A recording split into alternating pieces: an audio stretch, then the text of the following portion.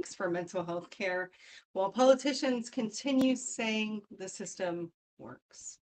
Our guest tonight says it doesn't. Most of us on the panel don't think it does. Tom Burhane is a Sudanese immigrant, Army Ranger, Green Beret, and Minnesota gubernatorial candidate. Welcome to the show. Thank you so much. Running. That actually sounded pretty good. Hey, I like that title. Hey, we are glad that you are here, Tom. Thank you. Next, we are going to welcome to the panel Mayhem, the founder of Money Out of Politics. Hey, I'm Mayhem. Joseph Gray, as many of you may know, founder of Money Out of Politics, 21-year retiree of SOF, and I share with Mr. Burhane background in the Ranger Regiment as well as SF. So looking forward to this conversation, understanding your platform, and chopping it up with you guys as usual. Let's do it. Next to the panel, we're going to welcome Steph, who's our policy expert. Hi guys. So yes, as Katie said, I'm a policy expert, or I try to be, and but I am also Army reservist, retired, and so I'm excited to talk about things for veterans benefits and those type of things for Minnesota. So very excited about this. Nice. Next, we're going to welcome John Moses, who is from a 5051 chapter, but runs his own nonprofit as well. Hey everybody, John Moses, 5051 ambassador, also the co-founder of Massachusetts Afghan Alliance, helping Afghans resettle in the United States. Army retired E7, kind of good looking, somewhat funny, also served a tour or two with Steph Money up there. Looking forward to talking to Tom today about his ideas and what a veteran can bring to the table in a gubernatorial election. Thanks, John. And last but not least, we have Carl Abel, our media director, and he runs his own media company. Carl. I am Carl Abel, 20-year Marine Corps veteran, retired in 2024, at the end of 2024. So my first year as a civilian was under the Trump regime. So that was fun. I am the founder and CEO of Cranbox Politics, soon to be Cran Eater Media. So that's going to be an interesting time with that change. Tom, I'm excited to be here and talk to you about the politics of Minnesota, especially considering that the VP candidate with Kamala was from Minnesota. So it'll be a good time hearing from you and hearing what you have to say on the politics there. Tom, before we dive in, I always give every candidate an opportunity. Give us your elevator pitch and tell us a little bit about your background. Yours is a little bit unique, from immigrant to SOF to governor. So explain.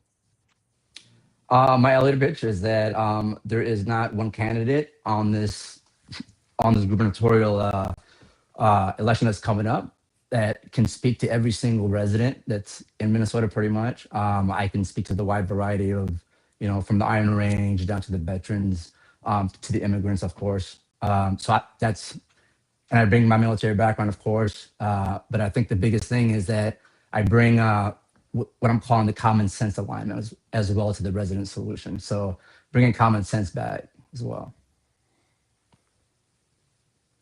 I mean, we need common sense in our government right now. The world is on fucking fire. None of it makes sense to any of us. So a common sense approach is something that we need. And with your unique background, it does interest me, right? Especially with your politics as a Republican. So one of your framing is that the systems are set to fail, right? They're set up for failure. So what do military systems understand about accountability that civilian systems don't? Well, I mean, accountability is everything, right? Accountability is the key to everything that we do. You got to be held accountable in every single area of your life. But I think what we bring is with the accountability, we bring that leadership. We know how to manage people, different perspective, different views. I mean, if you think about it, you're leading men with literally 100, different views, from the religion to politics, whatever, but yet we still accomplish the mission and bring results. So I think I bring that, my leadership, and of course my unique background as well.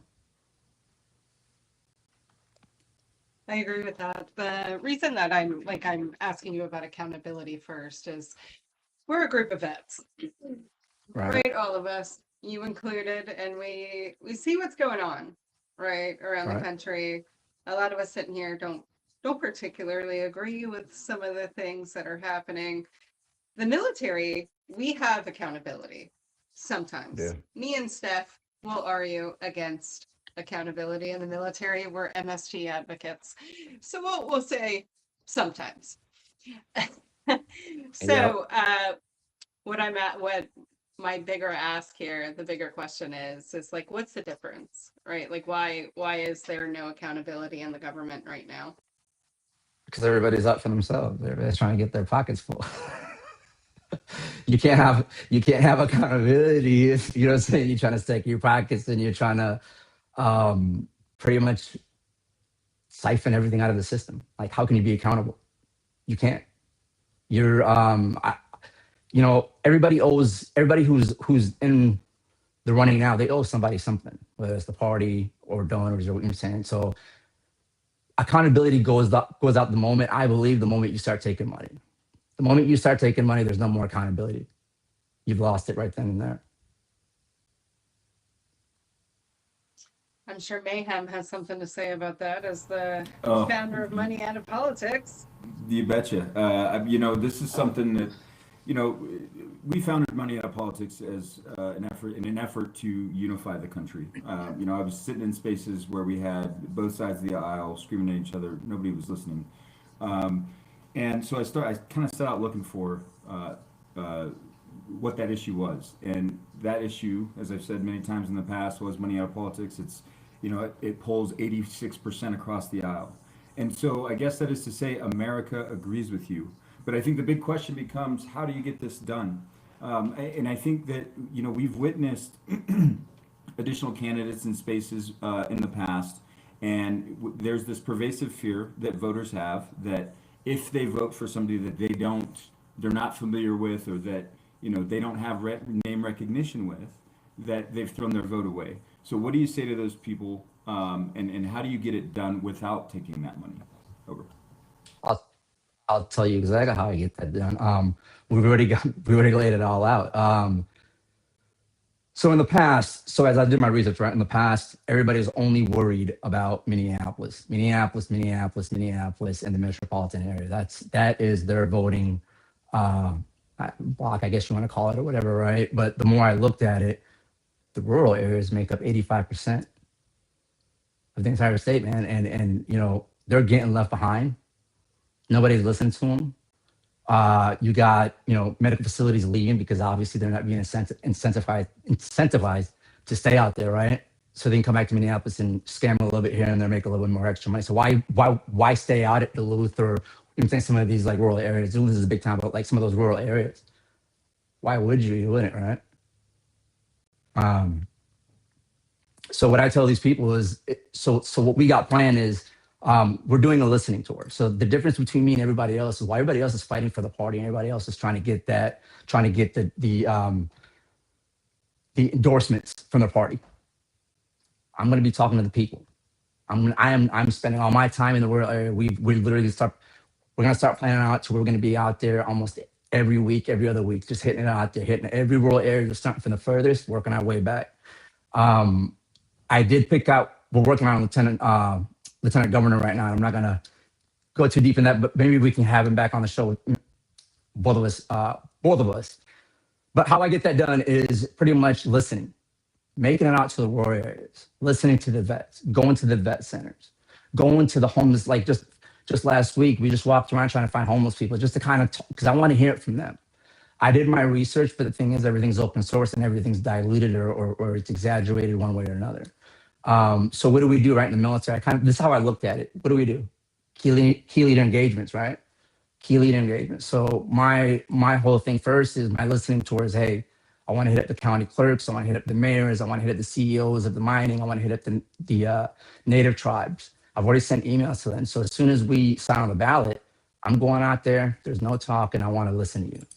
What can we get done? What is it that you need? What is it that your constituents need? Once I get that, I can come back. I'm refining my directives almost every other day with all the numbers because it's just so much change.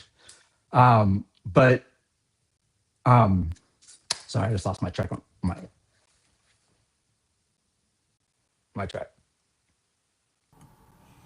Yeah, you were mentioning that you're going on the listening tour. You're going to bring that information back, and then Yep.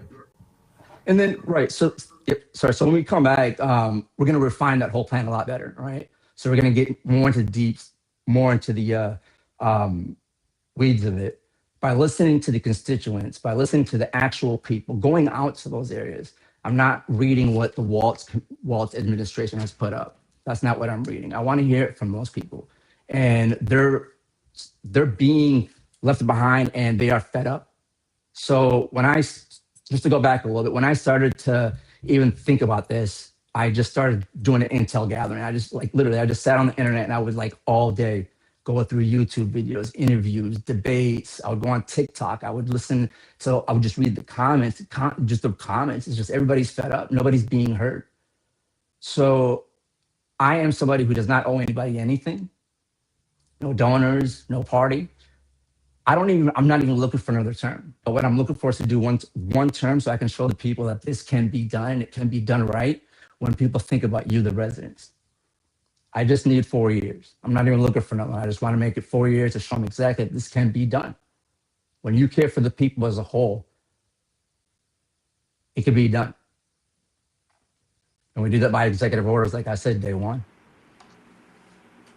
So let's shift into some policy then. Some of your executive orders that you want to put out, right? So the 14-day guarantee is something I would like to discuss. And what does that guarantee actually mean? I'm sorry. Which directive was that again? It's the 14-day guarantee for mental health for veterans. Oh yeah. because of the wait times. Yes. So right now, I think the wait time is it's about 30 days right now. For veterans, it's about a 30-day wait, which, I mean, you know what I'm saying, we're all vets here, right? 30 days is even 14 days is too long. Nobody should be waiting for any kind of mental health help for more than, I mean, you shouldn't be waiting. You should be not calling. You should be helped almost immediately. To be honest, that's how it should go. So the 14 days, trying to at least bring that down from that 30 day to that 2 weeks. So from there, maybe we can drop it down. But also with that, we want to push out some mobile health units out to the rural areas where there's a lot of vets that can't even, it's like 2 hours to a vet center. They don't have vehicles, maybe not money to get out there, right? So, bringing my first thing within 90 days, I want to bring mobile units out there, mental health units, and get a telehealth going a lot better. And then eventually, start incentivizing mental health professionals to go back to the rural areas, giving them, tax breaks maybe for about 2 years or 3 years. Those are areas that I'm not going to go as far as numbers because, I'm saying that's kind of out of my area, but we want to incentivize these mental health professionals to go back out there to get further to help to reach the veterans a lot sooner.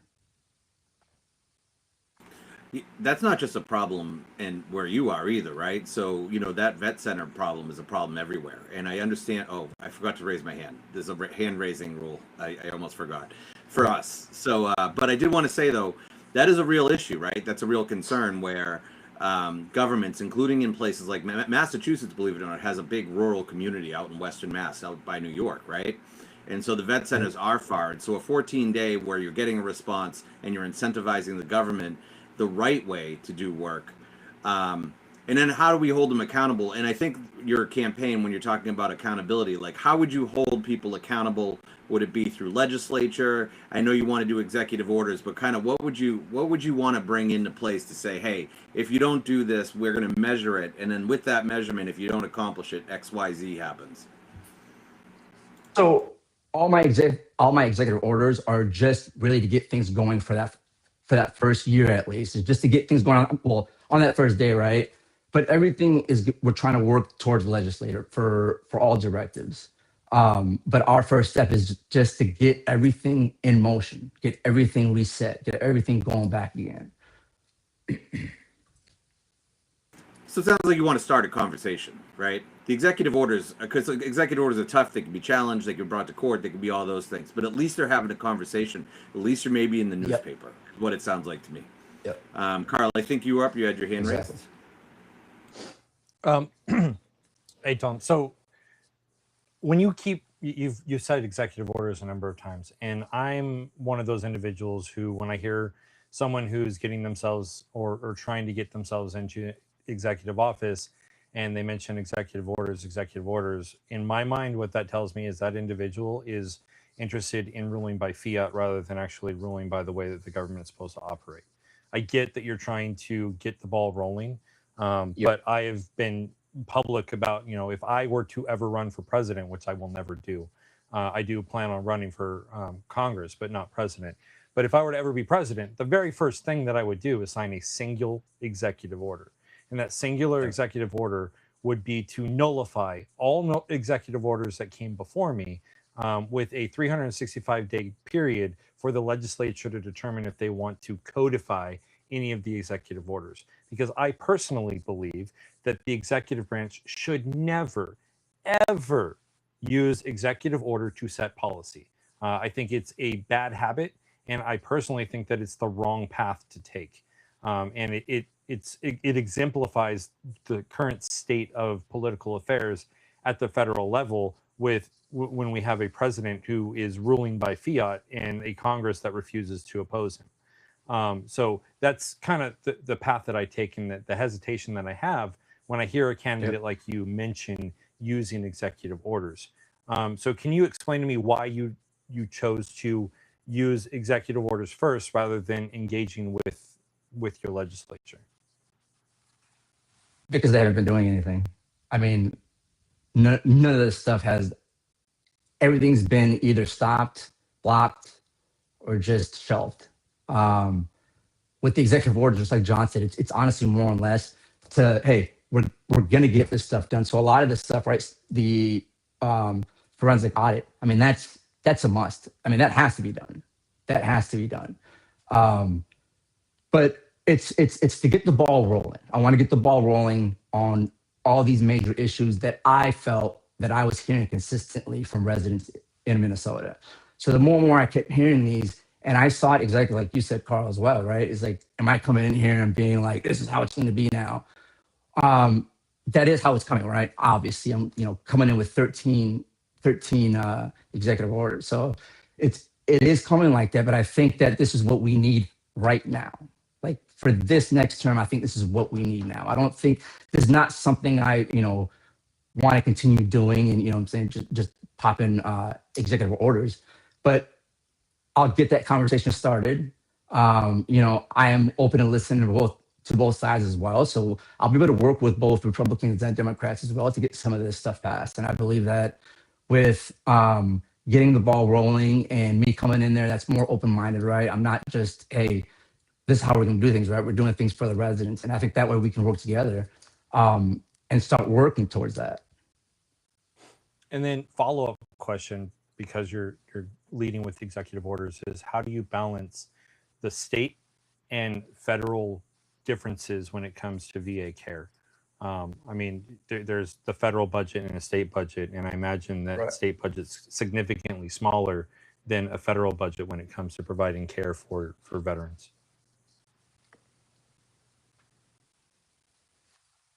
Sorry, so what was your question again? Just about like the budget as far as how I'm gonna... Yeah, so how do you balance the two? Like, so the priorities for federal versus the priorities for state care. I mean, when you look at the wait times, a lot of the wait times that we see are associated with the Veterans Affairs Administration that is a federal organization and a federal entity. And as a state governor, you aren't going to have too much authority over those federal organizations. So how do you plan to align and utilize state assets in order to fix the federal missing alignment? So one of the things we're going to do is we will utilize money that we recovered from the audit and then from our cannabis tax revenue, to help facilitate our systems here, in Minnesota. Building, so we want to build like a system to where, you guys know, right? The VA, you come out, VA has one record, and the Army has another, but nobody's talking. And I think that's the biggest like problem, right? Is that you're constantly, like for me, especially when I got out here, it was like I was constantly having to repeat how I got injured, where it happened, and like everything was a brand new injury. But I'm like, yo, I've had this injury for X amount of years. Like it's I know my body. So more or less trying to use tax revenues to try to help our system and boost our system up to better serve our veterans here. Yeah, that's actually what I wanted to talk about was some funding questions, right, for some of your policy objectives. Because, I did a smidge of research, right, into the Minnesota VA. I live in Florida. I know that Florida is the second most populated state of veterans in the country. So therefore, we are heavily federally funded. Not only that, Florida, the dystopian nightmare it fucking is, we do have some of the best tax benefits and structures for veterans, right? And so that's why we're like a veteran heavily like state. Besides us having a lot of military infrastructure. So the like way federal funding works is based on how many veterans live in your state. And in Minnesota, it's roughly 320,000. Right. In Duval County alone, where I live, it's 160. Really? So, all right. So there's part of your funding gap, right? Is that you don't have a lot of veterans that actually live in your state that are disabled. Because if you have more disabled veterans, you get higher funding, especially for healthcare, right? Because it's tied to services, right?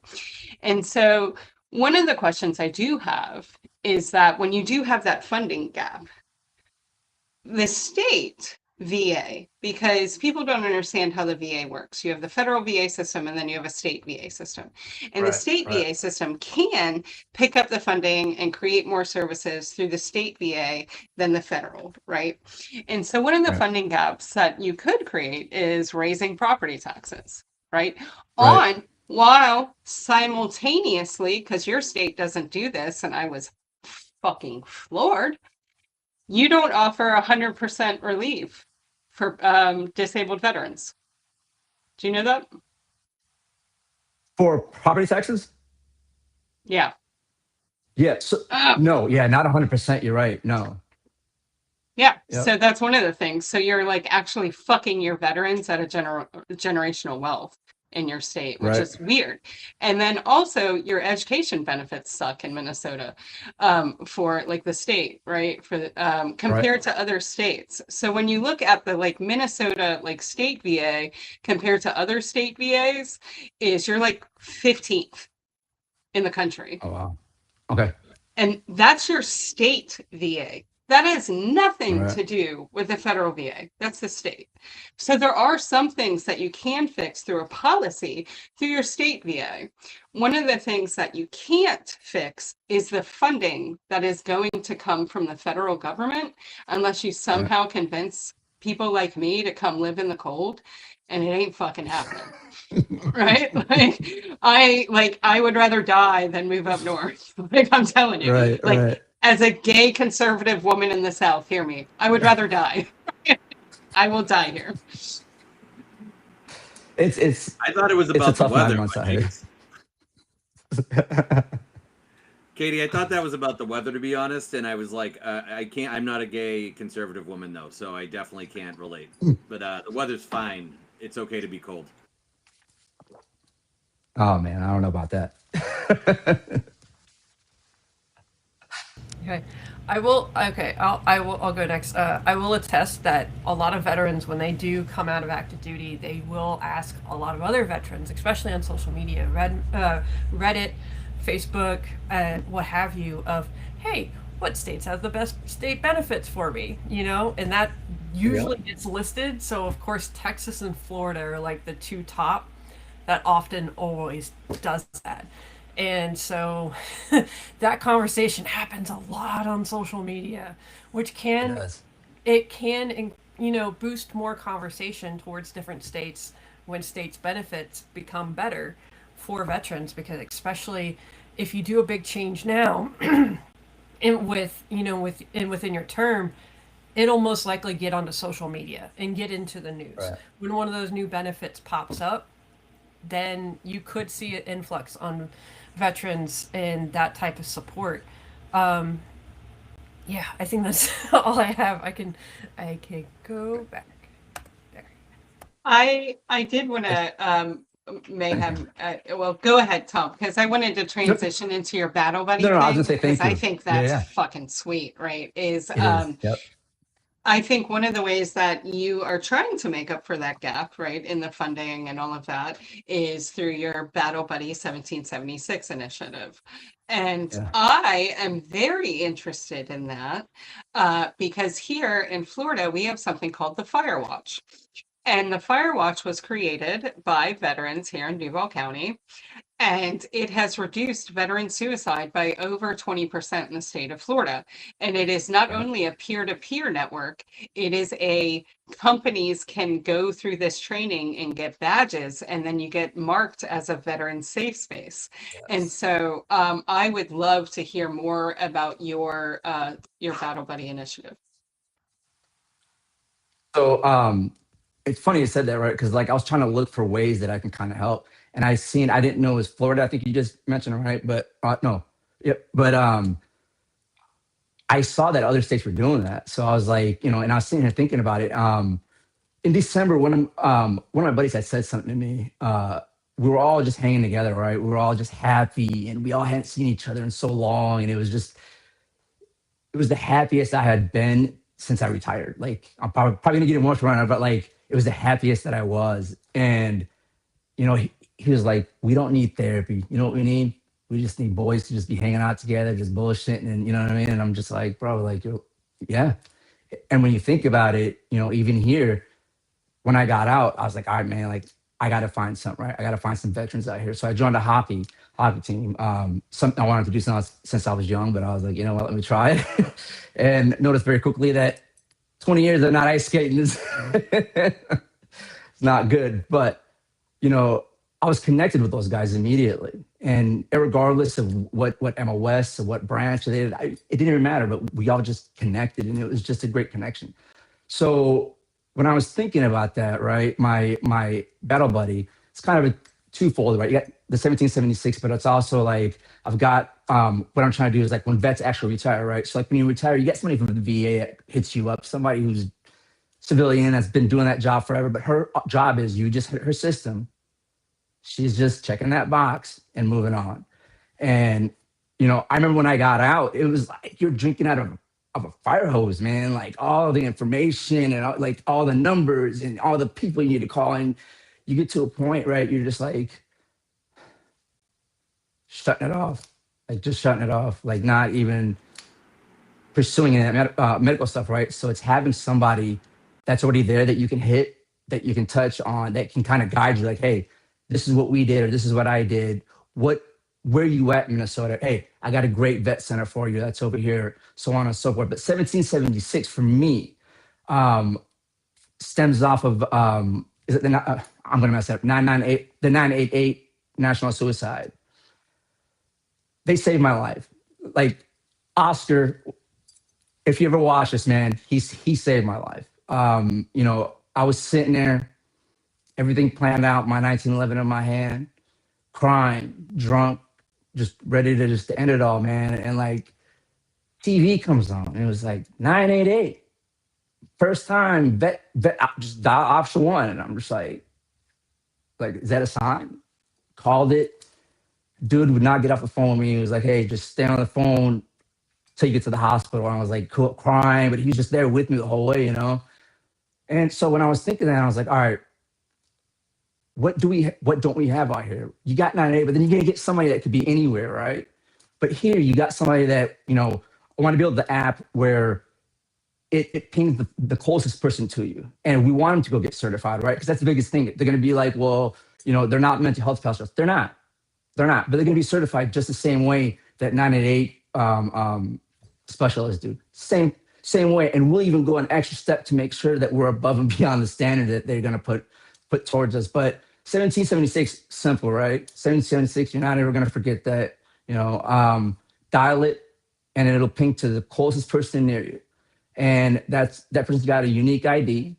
That if you want to pursue it with that person, hey, I want him to check back up on me in a month, or I want him to check back on me in 2 weeks, or whatever. You can authorize him to, to continue communication with you. So for me, it's about continuing the brotherhood, because that's what it is, the brotherhood. I kind of lost that for a little bit here. I kind of started closing myself in just because I wasn't meeting as many like-minded people per se, and I was kind of shutting it off. But then, when I started this, and I'm like, man, that was a thought that I had before for an app. So I'm like, well, if I can bring this to this and make it bigger and actually make it happen and help my brothers out here, I mean, vets are dying every day, man. So they need somebody. They need somebody to voice for them. They need somebody that's going to be there for them. Somebody that's going to speak for them. Somebody that's been there. Somebody that's been on that other line, on the other side of the line. So it's about continuing that when they get out.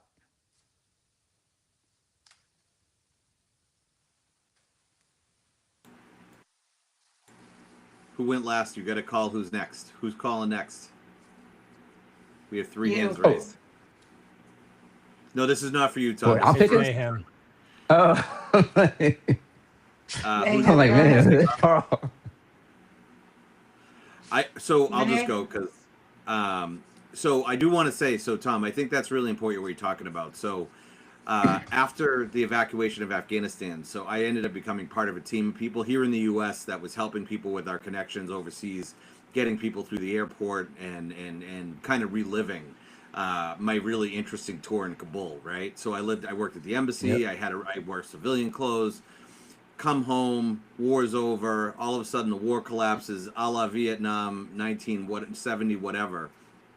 And I remember for me, my moment was I was out in my shed. I used to do a lot of the work out in my shed. I had wireless out there. I'd work and I'd smoke a shitload of weed, and I would just work on getting Afghans out of Afghanistan, and we wouldn't. And so Afghanistan collapses. August 31st, the gates shut, and I remember that particular Veterans Day, I bottomed out, and I mean, I hit rock bottom, and for me, it was about availability of information, right? I remember bottoming out, hit really at that point where like it didn't matter that I had kids, didn't matter that I had a family, like I had just thought the world had really fucking ended, and having that information in front of me, for me, it was an organization called Homebase. So Homebase, I went in, I filled out their form. They got me into intervention therapy, and I've been in therapy for 4 years. I'm on antidepressants, all the things. But I don't think people, even Minnesota, Massachusetts, wherever, understand the toll that not just the war had, right, but the after effects of war. So I just wanted to comment. That's a great program that you're building. I'd love to hear more about like how that would look at a government level, right? As a nonprofit, I can understand how that would work. I don't really have a question. I just wanted to really comment and say I love the idea.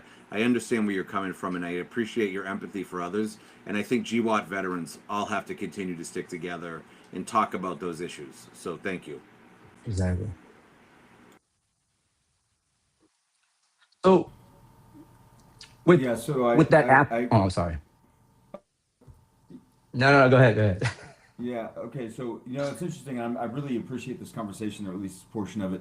By virtue of the fact I'm out here on a contract, and I'm surrounded by vets, almost all soft vets, and there's several of us in the house, and so a couple of us have lived together on other contracts before. But we were up in the kitchen talking last night, and it was the same story, and it wasn't just from those guys in the house. It was the same story from every guy in every house, right? I'm talking to these guys throughout the day, and they're saying, you know what? And not a lot of them. Look, I'm finding that as we get older, we start doing a little bit because we've had time to let the hubris go and get a little bit of help, right? We get the patience to wait in line and deal with the VA. And so I really like this idea, and kind of to the point that they've been making, and I'm just throwing this out there because I certainly want you to be successful in these endeavors. With the state VA, and I can tell you this because I looked into doing it because I like serving veterans also. They have a veteran support advocate certification that you can get, and there are a lot of organizations. I know here in North Carolina, you can do it for free. And it's not a great paying job, but it is a great paying job for a veteran who Right. maybe had a hard time at rock bottom, can get that certification, demonstrate their sobriety or whatever it is. It's not just sobriety, obviously, Yep. PTSD and all these other different things. But that's something that you can fund from the state that would operate this way, and Okay. get those people I like certified. that. So just something to throw out in terms of getting things done. Yeah, no, you guys are throwing some stuff out there that I kind of missed. This was all politics was not in my it was not in my 2026 bingo cards. Let's just say that. But um, yeah, yeah, it's yeah, So echoing what everyone else has said, we we we in some of our chats, I know Katie was part of one of the discussions. We talked about how vets tend to self isolate when we get out. yeah. It's kind of intentional. Like I know for me, I got out of the Marine Corps and it felt like I came to a complete standstill, and everyone else kept moving, and I quite literally isolated myself for about a year.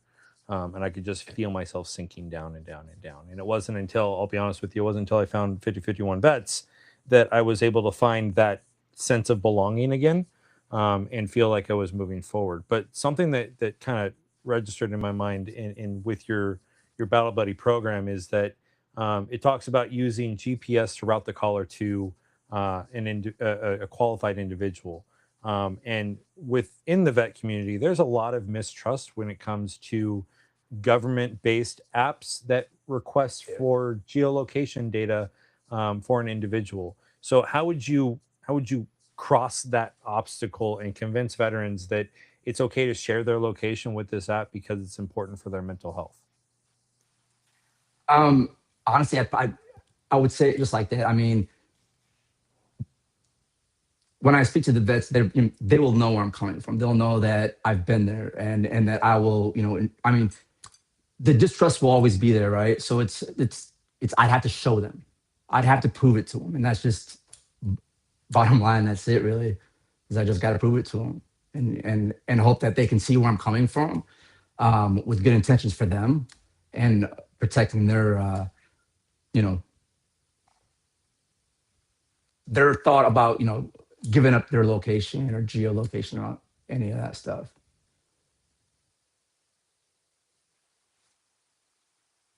My my soon to be lieutenant governor, he is actually in IT. And I was just kind of thinking about that right now. So like those are some things that I'm not into the computer software stuff, but um I'm pretty sure that we can probably find ways or avenues to where we can mitigate some of that risk for the vets. Moses, you're up. Oh, this was from earlier, but I do want to say, I think trust is just earned, right? I think I didn't put my hand down, but now I feel like I'm on the spot. So, Tom, I'll say that trust is earned, right? And so if you have an application, not just an application, it's more about the organization behind how the app works, the whole process works, and success stories. People tend to trust the people that show up for them, right? It's like all of my favorite E6s, who Steph was one of, and then she became an E7 and fucked it all up for me. But like for real, I think if you have an app, not just again, if you have a program that is built in a smart way, Right. whether it's on the government side or if it's on the private side or the 501c3 side, I think those trust things become part of it, and then not just a part of it. The fact that you talk about accountability. I was looking at your website and I thought it was interesting that you hold yourself accountable on your website too. I think that it's 100%. important that people know who you are. Yeah, and I just think that any application like that, it is tough to be like, hey, share your location. But I'll be honest, bro. Like one time, somebody I really loved, I thought was about to kill themselves. They made a comment, and I called one back. I forget what the number was back in the day, and And I felt bad, but the police showed up at his house and he ended up in hospital and he still trusts me, right? And he's still my friend because at the end of it all, he knew that my interest was to make sure that he was all right and he was safe and that I loved him and that people still cared about him. So I'm going to put my hand down now, but thank you for letting me jump in there, Carl. And Tom, did you want to comment? I think we've been talking for a bit. No. No, so go ahead. Oh, yeah. So like this whole, my whole process for this election is being there, going out, sitting and actually talking to these people, like, and not just now, right? So not just now for the election or the primaries, or I mean for the primaries or any of that, right? But also coming back after election, continuing to show my face at the VA, continue to show my face at the VA centers, continue to go out to the rural areas, because the next 4 years, that's my job is to look after the residents, and I can't do that from a distance. So it's going to be trust, and trust can only be earned, like you said. It's something you got to work on, and I'm ready to work for it, and I'm ready to earn people's trust, but I can only show them through my action. All this is just nothing but just words on paper until they put on action. So it's like, even this, it's just words, but you have to trust me until I get to that point that I'm going to do the right thing by the residents, and I'm going to hold my word, because that's all I've got is my word. So I want to ask you something, because you're pretty heavy on the men's mental health crisis. Okay. And looking at the statistics that you talk about, 80%, that's pretty fucking high. Yeah. But I'm going to say something, and it might make everybody uncomfortable for 2 seconds until you let me fucking finish. So what makes me uncomfortable about like saying like a men's mental health crisis is that it is an endemically Republican talking point about male loneliness. And as a Republican woman reading that and going, like my instinct was fucking great. Another Republican man that is going to say there's a male loneliness epidemic that's causing suicide, while our side of the aisle is legislating women's bodies, right? That was my gut instinct. And then I saw that 80% statistic, and I went, that seems high, right? If that was a statistic within the veteran community, I would not bat an eye, right? Because there's only 15% women. So I would think that, 80% would fucking make spot on. So one of the questions I want to ask is why do you think that there is a male mental health crisis? Like, is it societal? Is it pressure? Is it infrastructure? Is it men not talking about their fucking emotions and going to fucking therapy like they're supposed to? Like what is that? I'm not calling anybody out on this panel. I see certain men looking around, and it is not what I'm doing. What I am saying is, like, what do you think what do you think the disconnect is, right? Because women, we love therapy. So what do you think I mean, I fucking hate therapy, but I show up every Thursday. But No, what do you think it is? My wife just took me to our marriage counseling last week, a couple weeks, because that's why I'm laughing. But so let me answer with this: it's every single one of those that you said. It's a part of everything from work pressure to societal pressure to even family rights. Fathers. I mean, let's just talk about that for a second alone.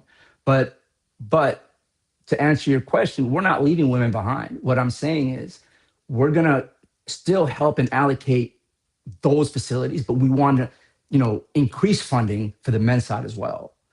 So it's not like we're leaving anybody behind, but men have been left behind for a long time, and I think it's time that it's somebody that's been there that can speak on this. And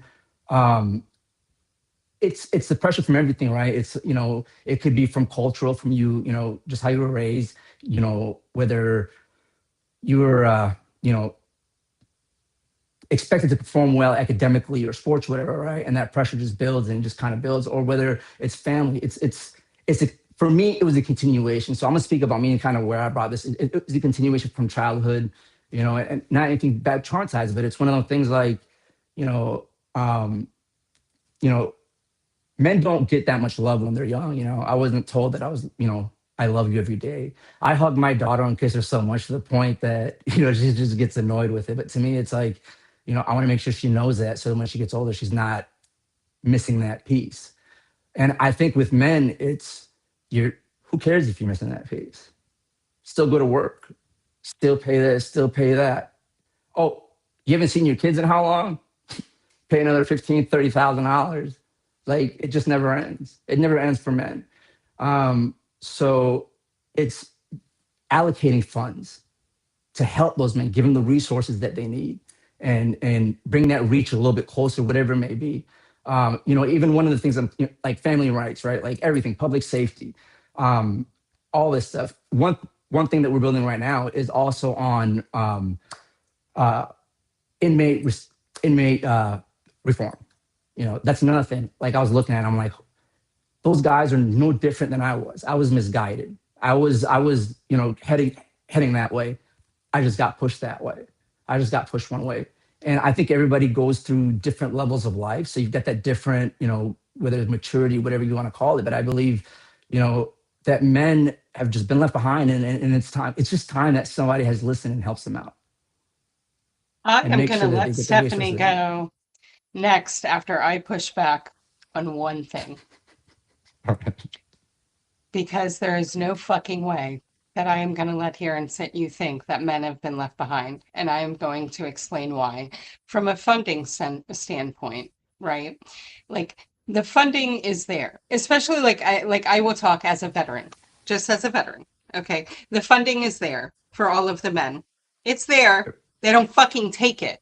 That is not men being left behind. Men inherently in society are further along, way further along than women. And guess what? More men are in power than women, and have been for fucking centuries. They just don't give a fuck. It's not that men have been left behind. In my purview as a woman, men have not been left behind. Men have chosen to allocate their funding, and in my purview, to fuck women instead of taking care of yourselves. You've had all of this power for fucking decades and you did nothing but consume it, and now you're sad. And I have a little I have plenty of friends that have killed themselves.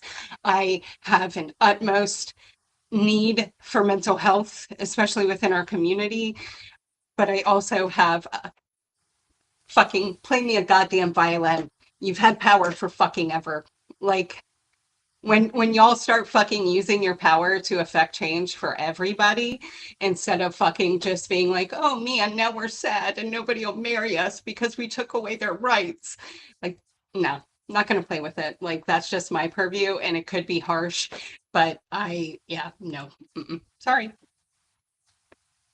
I mean, you can said it respond. perfectly. Go ahead. You said it perfectly. The funding is there. But ain't nobody doing nothing about it. That's the problem. And another thing, just to kind of go back about, men. So when I got out, right, I was linked up with a therapist through the VA, and obviously he wasn't, prior service or nothing like that, but like, we'd spend 30 minutes, 20 minutes, and he's talking about himself. And this goes on for maybe a couple months, and you're kind of like, dude, like, I'm kind of tired of this. You might try one more, right? Then something else happens, and you're like, at that point, what do? Step back, you let it go, and you just ride it out. And what I'm trying to say is, I want to bring that reach closer. I want to make sure that they see it in their face, that they know that there's these resources, that they know that there's this and that there. You know what I mean? It's not that funding is not there. It's not being used properly, and it's not being put in men's faces for actual help.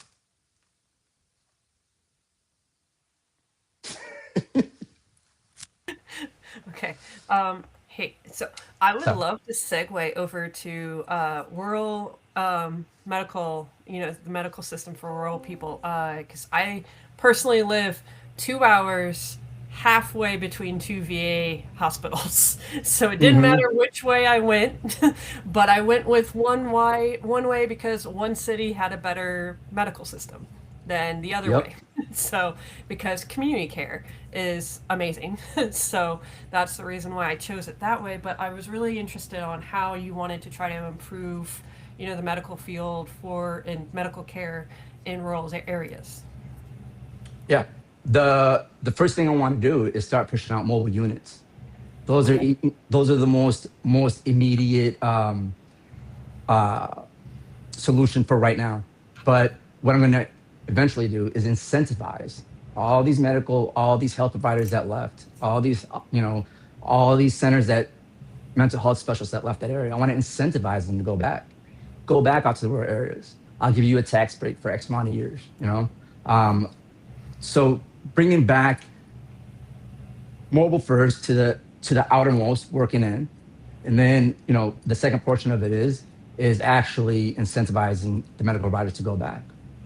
Would the mobile units be for just veterans only, or also for No, civilians? Okay. for civilians as well. Okay. For civilians as well.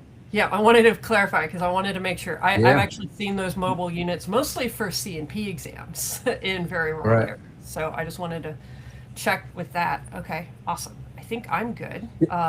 Mayhem? So so Oh. when I so when I so when I started doing research, the one thing I just kept hearing and kept hearing and kept hearing was all these rural areas, man. I'm getting fired up because I'm like, how are you reading them? Like I'm not understanding.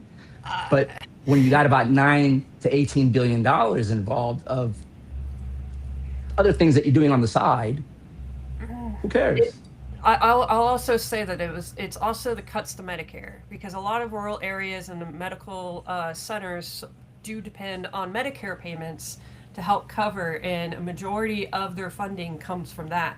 And I have seen medical centers in my area close as Medicare cuts get deeper, and it does Right. hurt a lot. So okay, I will go. Mayhem, you can go next if you want. No, I think what I was going to say had been covered, so I'll put my hand.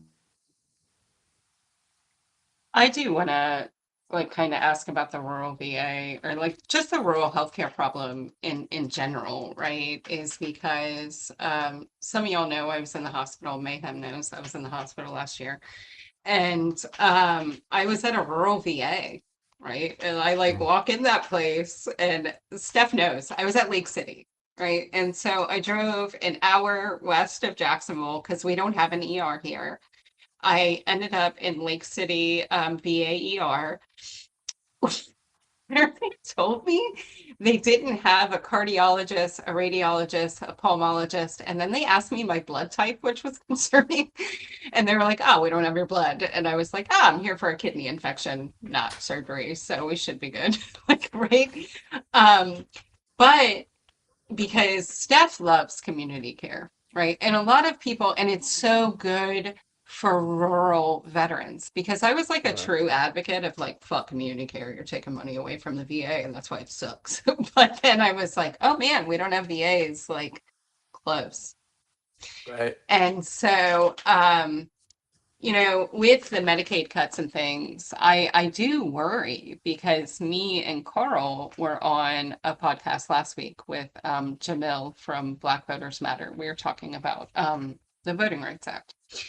And he said something, and Carl said something that caught my interest of 86% of Black veterans live in the South. Well, then Jamil kind of clarified that most Black veterans that live in the South are farmers. And so it kind of circles back to the isolationism of our community.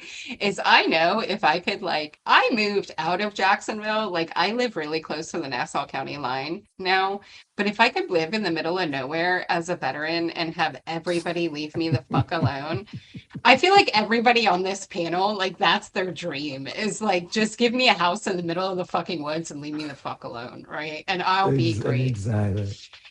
And that's I the would add problem. Wi-Fi to that list. Right? But all of us are like that. Is we're all like, hey, let's move out. Like, not all, but most are like, hey, I just want to like live in the middle of nowhere, off grid, and Yeah. and the problem is that when we think like that and we move out there, we lose access to healthcare. We do. And that's when community care comes into play. So I do commend you for that, because even just thinking about veterans, but knowing farmers and rural communities are they're losing their small clinics, is that, we do need to get healthcare to rural America. And so I do like 100%. absolutely I commend that. I think Thank you that's so cool. much. Thank you. Somebody's got to do it. Okay, if I may, since you're saying this and there's this opportunity, one of the incentives that I see, right, and I'm sure that it exists in Minnesota somewhere as well. There's in these communities, especially in big cities, I'm not going to say there's no shortage, because of course there is, but they certainly have more access to doctors and nurses in those areas. But conversely, you have food insecurity in some places in these urban areas, right? And so when you have that, you talk about how we work this together, and how we incentivize doctors and nurses and communities writ large. There's a lot of different ways, really ingenious ways that folks are already out there doing in some of these communities. So. Right. I think it'd be interesting to see how you could use the capabilities of these rural communities to enhance urban communities, and vice versa through healthcare, as sort of a bit of an exchange there. Right. And yeah, I never thought of it like that. I do want to ask you, just because of your party affiliation, what do you think about like what's going on with immigration in your state, with ICE, with people getting kidnapped? I mean, your community has been hit extremely hard, from my understanding. I mean, I live in Florida. ICE is out of control here. And so, as veterans, like our panel, we've talked about it in chats and spaces where, when Minnesota happened, like we had veterans that we knew that traveled to go help, with DHS, not to like to train civilians of like, hey, like your people are getting kidnapped. What's your thoughts on everything going on? So I mean, obviously I'm for immigration, right? But I am definitely against illegal immigration. Period. I'm not for it, but at the same time, I understand what's happening with ICE and the Metro Surge is to me, it's not a failure on ICE. It's a failure on leadership here of not taking control of the situation that's happening in his own backyard, in his AO. So what I'm saying with that is, if you're not going to beat ICE, right? They're obviously a federal law enforcement, right? So you cannot fight them. But what you can do is you can incorporate your law enforcement at every single level operation, so that they can help and cross check, double check to make sure that innocent or actual citizens don't get detained or unlawfully arrested. So it's just being incorporated with every single level that we could with ICE.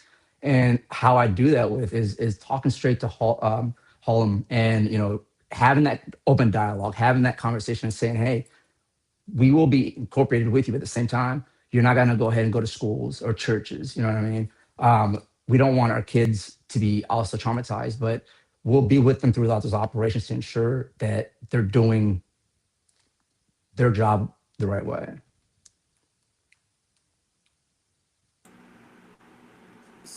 Carl, were you up next? All right. So I'm just gonna say something. So I definitely understand where you're coming from on this. This is a tough topic, right? So immigration with Afghans. I've been now in court cases with Afghans that have been held without cause, held despite the fact they were here legally. The first thing I'm going to disagree with is the fact that you can't fight the federal government. Because I will literally fucking fight until I'm dead. And this good trouble shirt is only like kind of good. Like I'm not a bad actor, but I definitely am willing to push back against what I think is federal overreach. I will say, one thing that I hope that, again, I'm not a reporter, right? I'm not here to ask you, I am here to ask some questions, but I'm also here to just kind of talk and push back a little bit.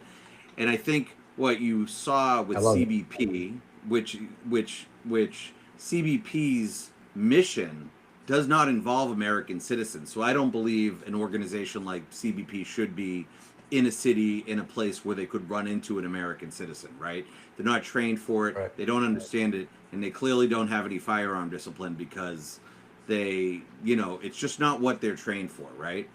So right. I don't have a question, but I will say that I do feel that the pushback at that local level, I think the way our government was founded, away from a king, and whatever we think of the executive branch, but starting at the local level, if you're coming into Minneapolis and the people have rejected that kind of federal overreach or that federal action, it becomes really tough, right? And I think if you're going to run for governor, that's a conversation you're going to have. And so the other thing is 287G requirements or cooperation is actually local level. So Minneapolis, at the state level, you don't have a lot of options except for your state police. You're not going to have options out of your state investigative units. So really what I'm saying is I hope you consider as you run for governor that even if as a governor you're like, I fully support this, and at the state level I'm going to do this, and I'm going to try to smooth out, because ICE has been less violent. I will give them that. They've been less violent. They're still working on administrative warrants, which are not real judicial warrants. My hope is if you run and say there's a world where you win, you'll push back on those things, right? And I think that's what citizens want, is follow the rules, don't fuck with citizens, and at the end of the day, act like a disciplined not military, that's a terrible term. Act like a disciplined federal police force should. And so I definitely disagree, though. That's really where this all started with, that you can fight the federal government. And we're doing it in Massachusetts, and we're showing up at No Kings protests. We're making ICE officers' lives miserable, and I fucking love it because I'm that kind of person. Right. But I just hope you'll take into account that the fact that there are people at the end of this, and I know you're an immigrant family, right? I went to a court case for an immigrant family, Afghan, came here before the collapse of Afghanistan, on a student visa, brain cancer, walks up to a guy he thinks he's a cop and is like, I'm lost. And the cop arrests him. His brother's an American citizen. And ICE then shipped him all over the country so we couldn't find him. And so when we go back to that term of accountability, one of the things as a governor is you have to be a governor for all people. And when people start disappearing or ending up in Louisiana or in that Gator Village in shitty Florida, Florida's great because Katie's there. But other than that, she just made a face. Just hope you'll take those things into account. So definitely understand where you're coming from, though, on the cooperation part. I understand why governments do it. It's a lot easier to cooperate and be a little quieter about it. But at the same, on the other half of that coin is, if they're breaking the rules, do you continue to cooperate? And that's the question I'll ask. No. And so that's, let me try to articulate the best way that I could. Everything you're saying is exactly what I'm trying to kind of articulate, is that if we were more involved and we can get that cooperation, right? Instead of pushing them out, you want to, collaborate with them. You want to get on their level with them so that way you have a little more control, or not control, but like you're in the process of every single operation, from the intel gathering of where they're getting these names from to helping cross-check and all that. So it's being with them and making sure that they, like you said, that they're doing their job legally, that they're not going out of out of their boundaries, but it's also that we put certain boundaries on top of them as well, right? So like you're not going to go to churches and just start grabbing people. You're not going to go to schools and start grabbing kids. Like that's not going to happen. But those are things that we would work with them along with the federal government. It's just working with them because that's the only way that things can be done the right way, I believe.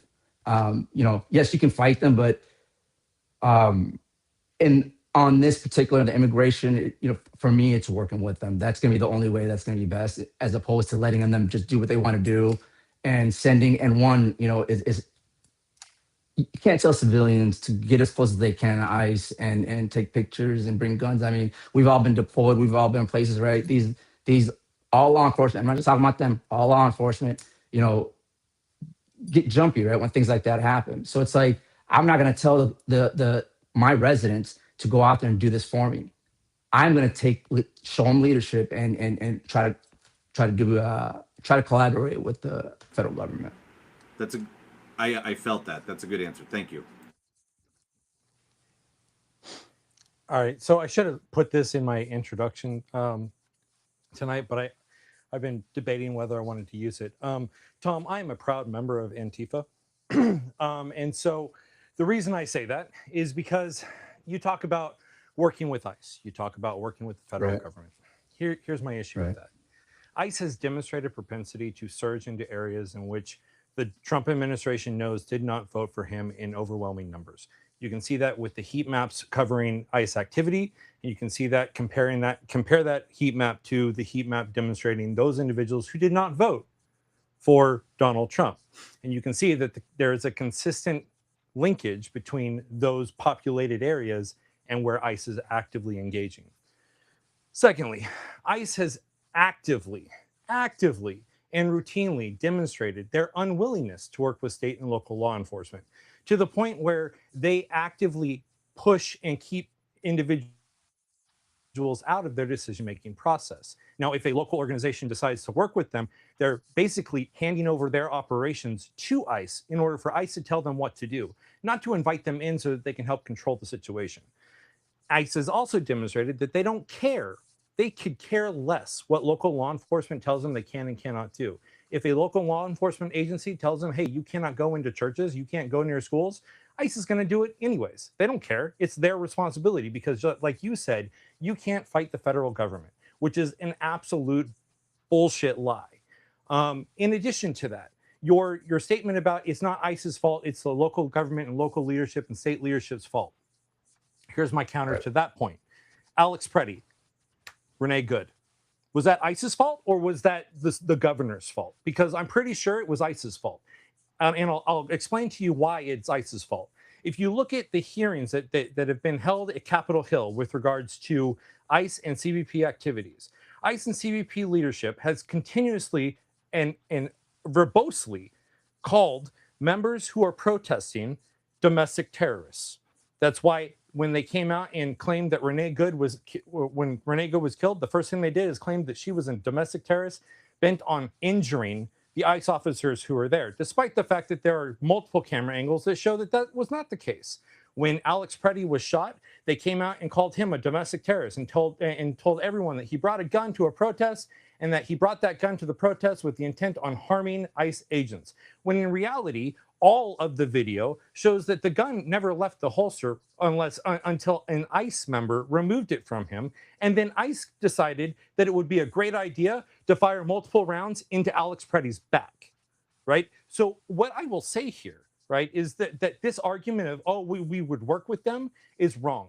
Because if you look at the way that ICE is operating, they're operating like a modern day Gestapo. If you look at the way that ICE operated under Biden, if you look at the way that ICE operated under Obama, that agency under those administrations behaved professionally and they coordinated with local law enforcement when they were required to.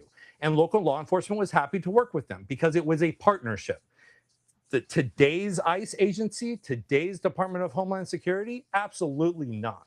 So my question to you is, as governor, if you try to work with your federal government and your federal government tells you to pound sand or to give you all of your operational capability, but not clue you into the planning process, what is your response? Well, you're not getting none of that. Like I said, I would continue reaching to the highest, whether it's the VP or reaching out to the president himself. But we will. You're not gonna run. You're not gonna run rogue in the city and just do what you want to do. Like that's not gonna happen. I mean, like you said, am I gonna sit here and say that we're gonna, that I'm gonna hold up arms against them? No. But what I'm saying is that when you're able to communicate with the federal government and at least just try to, like I said, work with them, but it's more or less like you said, to just keep them in line to make sure that they're doing their job. And when they do actions like that, they need to be held accountable. That's plain and simple. Plain and simple. I watched that video over and over and over, and I thought the same thing. And all I thought was, how is he not being held accountable? How is he not being held accountable?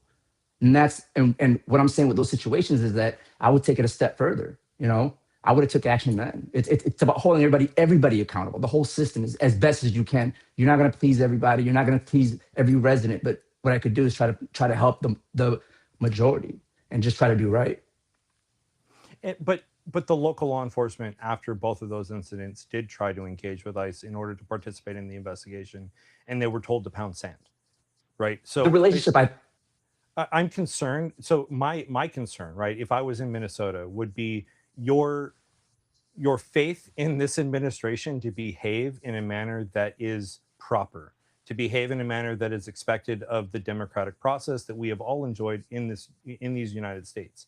And so if I were in your state and I were your voter, my question to you is, I mean, plain and simple. You keep telling me, oh no, but I would still try to work with them. I would reach up to the VP who likes couches more than he likes his country. I would reach up to Donald Trump, who cares more about his pocketbook than he cares about this country. And I would try to coordinate with them. Brother, they don't care about Minnesota. They don't care about Minnesota whatsoever.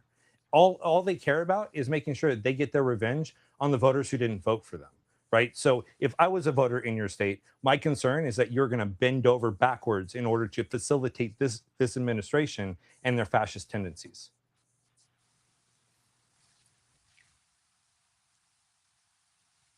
No, and I completely get where you're coming from. Like 100%, I get it, and I'm not saying these conversations would be easy, and I'm not saying that relationship would be easy, but that's what I'm saying. Change needs to happen now. That relationship with the local governments and the federal government, how that relationship had already fell off whenever ICE came here and with the surge.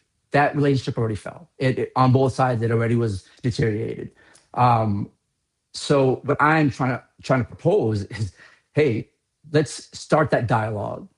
Let's get to the table and let's try to at least.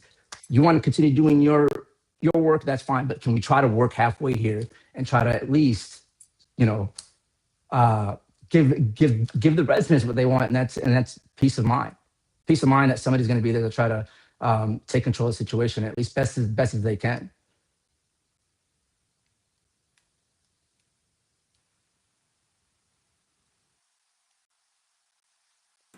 These are hard questions, man. I think these are tough conversations, right? And you're in Minneapolis. Yeah, no, I love it. Yeah, I know. It's not really easy. And I understand where Carl's coming from, because I agree with him on all of that, right? I think for me, it's about how you behave. I got into an argument with a good friend of mine. He's a New Hampshire cop, right? He's a police officer. And I was like, especially with the when Renee got shot, what I remembered was a police officer that had tons of, CBP, whatever you want to call him. He's not a police officer, right? I always like to say about CBP, they were, what was it? They're too lazy to be soldiers, but too done to be cops, right? And so they have a ton of training, and they're the ones that are responsible. When we were deployed, I carried concealed when I was in Afghanistan, right? So I had all the responsibility. I had to understand what the rules of engagement were. And to ask a civilian that has never been in that situation before, right? And so I definitely understand where Carl's coming from. And I think they are really tough questions. And honestly, it's probably better that you're here talking to us about it and answering these questions. But 100%. one of the things that you guys are doing well in that state right now is they're pressing criminal charges against both of those people, right? That shot, right? The ones that fired.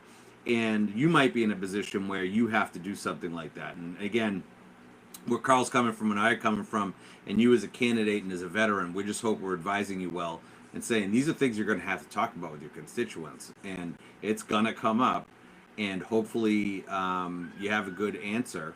My cat just meowed so loud. I hope you guys didn't hear it. I thought it was the door. But I just, yeah, she's like, he's over there. So, but no, these are questions that are going to come up, right? And as a governor, you're going to have to make hard choices. And I hope these are the things you're thinking about. And it sounds like it's the thing you're thinking about. You know, I definitely understand the cooperation side where I want to try to get it. But at one point when they if, a citizen gets killed, who are you accountable to? And it then becomes your state, right? And then it becomes your towns. And so thank you, Carl, for that. That was really, I know that was a tough, I felt like the problem solver over here. I was like, we need to intervene a little bit just to, but you're doing a great job. And I think, Steph, you had a question. No, I love the questions. Yeah, the tough questions, bro. We don't fuck around here, man. No, seriously, no, I'm not playing. I really love them. I am not even kidding, man. You guys got me over here.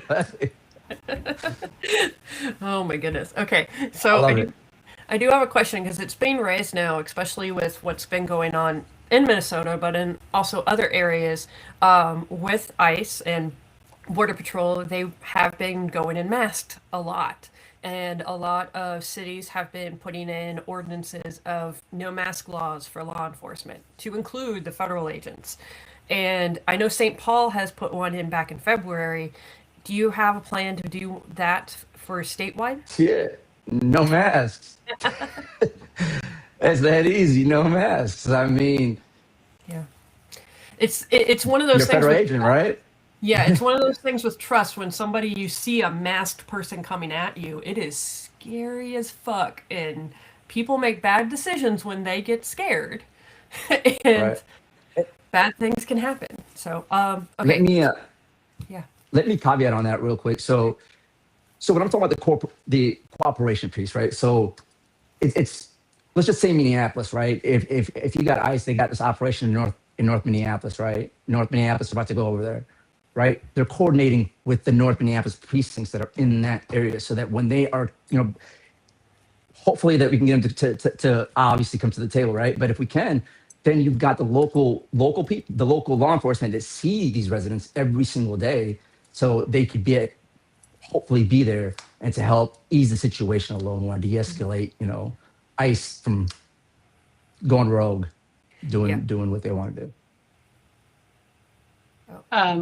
Mayhem, I know you want to go next, but I want to tell you what it looks like when your government cooperates with ICE. Okay? I live in Jacksonville, Florida. ICE came in the middle of the fucking night. Okay? We had no warning. My city has a 287G agreement with local police, with the state police. And guess what? I run rapid response. So I am also Antifa. And so when you're out here and and you're saying that the Renee Goods and the people out here messing with ICE are somehow hindering, let me tell you why. Okay? Because I also believe in legal migration. Okay, I do. But the system's fucking broken. Because you know what I saw? You know what I saw ICE doing? Picking up grandmothers, picking up yard workers, raiding restaurants. I saw them literally, and this is why people like me matter. I saw someone get pulled over. I saw they got pulled over by the Florida Highway Patrol. Okay, I happened to pull over to watch. Got out to record. It's on our TikTok. Get out, start recording. Black, unmarked vehicle, van pulls up like the fucking Jump Out Boys. Masks, no fucking badges, no names, no nothing. They abducted 2 human beings into that van, drove away. Cops, the FHP officer sat there for what? 7 whole fucking minutes before the tow truck showed up and took. Those people were disappeared by our federal government. And when I say disappeared, I live in Florida, where Alligator Alcatraz exists, and there are 700 plus missing human beings from that facility. And so when you say, let's cooperate, for what? For kidnapping the abuelas? For kidnapping the cooks? I work in construction, my guy. That's what I do in real life. I don't get to do this for like funsies. Like, I do this because it matters. I live in a state that my industry will fucking collapse if people like you continue. This is ridiculous. I believe in the law. I believe in it. I come from a law-abiding family. I have 89 combined years of FBI service in my family. But when I see jackboot thugs kidnapping abuelas, children, citizens, shoving pregnant women to the ground, fucking punching women in the face, and then you sit there and you want to justify working for them? Like, my God, I am a 5th generation veteran. My grandfather liberated Dachau, and he said never again. Never again meant here, too. Here. For the jackboot thugs that ran Nazi Germany, that are in our fucking streets. So when we sit here and we call them the Gestapo, it's not theoretical. It's history merrily repeating itself. And guess what? The people that actually like believed in the system and wanted to work with the government, guess what they were called? Not good citizens. They were called fucking Nazis too. Because they wanted to work within the system. Because we just want to get out the other. And it's so hard hearing it from you, from an immigrant. How many immigrants have I heard that walked into this country and then shut the fucking door behind them? That don't realize that TPS is being taken away. People are doing the right fucking thing. And our government is taking away their status. So now they're illegal. Now they're getting deported. Now they're children. I just read a story where a mother was deported. She begged for her son. She begged. ICE and DHS did not send him. And he was brutally murdered here in Florida by the caregiver. Guess what ICE said? She abandoned him. That was their statement. Those are the people that you, as a governor, are willing to work with. The ICE people that are letting your citizens out in the middle of the cold and they are fucking dying on the streets because there is no responsibility. And so when I sit here and I hear you and I am begging my governor, I am begging my city to make it stop. Because guess what? In Minnesota, it's loud. It's loud because whistles, cameras. In Florida, it's silent. There's been more people kidnapped in Florida than in any other state in the country. And guess what? We don't have their names because of 287G agreements. So fathers that left for work, that never came home, their families have no answers. How do you explain that? How can you justify that?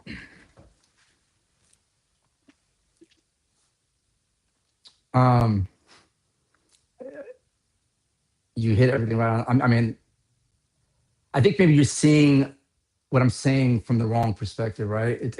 I'm not working with them, it's working for the residents, because right now not working against ain't exactly working. Not having communication is not working. It's not serving the residents. It's just creating chaos here. That's all it's doing, is creating chaos. They're getting, like I said, they're running rogue. It's more about working for the residents to make sure we can try to at least control somewhat what we could, put our local law enforcement at wherever they are. If they don't want to cooperate, that's fine. But we'll know where you're at because you're going to be operating in our city. We just tell every Leo, hey. But what I'm saying is, it's not working with them to to help them with their agenda. It's about helping them so that nobody gets shot. Because look what happened already. And, they can't even find one of the guys, right? One of the ICE agents, I think, like they can't even, I think they found one, but there's another one that they can't find. And so what I'm saying is, and you said it right, it's holding them responsible. It's about holding them responsible, right? You can have all the cameras, you can tell every civilian to go out there, but all you're doing is really you're putting them in harm's way. But when you have law enforcement and you tell your law enforcement, that's fine. They don't want to cooperate. That's fine. That's fine. They don't have to cooperate. But now my law enforcement will be in their neighborhoods extra hard, seeing where ICE is at. And when they're there, they're going to show their face. And so it's working for them, for the residents, more or less. It's not working for them to try to help them out, but it's trying to reduce as much of that escalation that's been happening. I mean, like I said, I watched those, man, and they need to be held accountable. But working against them and fighting against them is just not, to me, it's not working right now. So maybe we come to the table. That's the next best thing. And it's not going to be easy, that's for sure. But I think when you have a governor who's wants to come to the table, I think that plays a little bit differently in the reception of the federal government.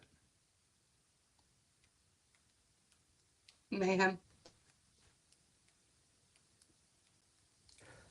Yeah, so I mean, I still think I sorry. have bigger questions. Still think I have bigger questions about, and my thing is always about pragmatism, right? So, we talk about accountability. Here's the thing: if you violate the Constitution in this state, right? This is the way I see it. You violate the Constitution in this state. I don't give a fuck what your agency says. I don't give a fuck what the administration says. If I can tie your behavior to a violation of the Constitution, you're going to fucking jail in my state, period.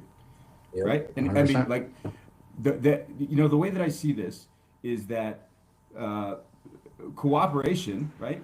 Law enforcement agencies cooperate. I've also seen law enforcement agencies arrest entire other law enforcement agencies because they were breaking the fucking rules, Definitely. right? And so I think what I would like to know, and I think what people in Minnesota that are going through these things, dealing with this, or at risk for being rolled up or mistaken for somebody who they're looking for, which has happened several times.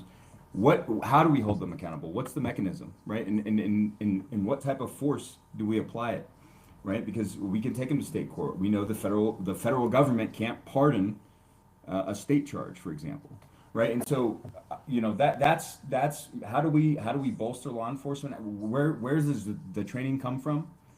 Because at a certain point when they go, we're not telling you anything, and we're going into your cities and we're doing whatever the hell we want, then it becomes an imperative. Okay, well, if you do that, right? If you operate outside the bounds of, say, the Fourth Amendment, you're going to fucking jail, right?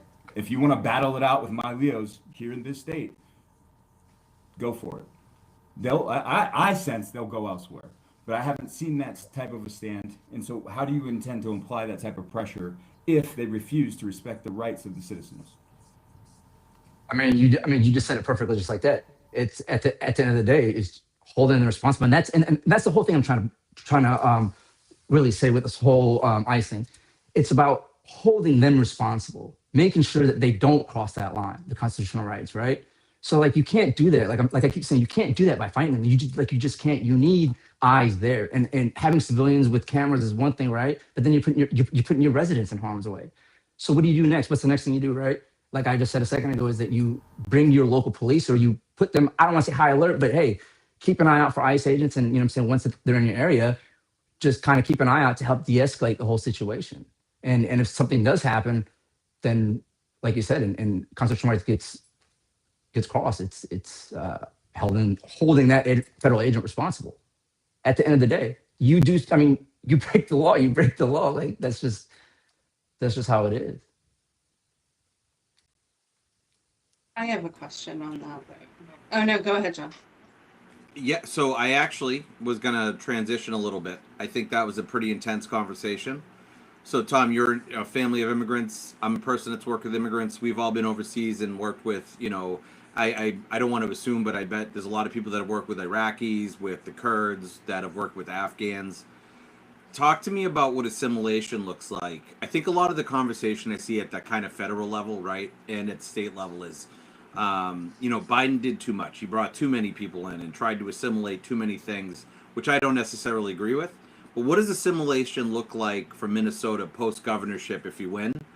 And, how do you support that? And again, push back against maybe some federal ideas about what immigration is.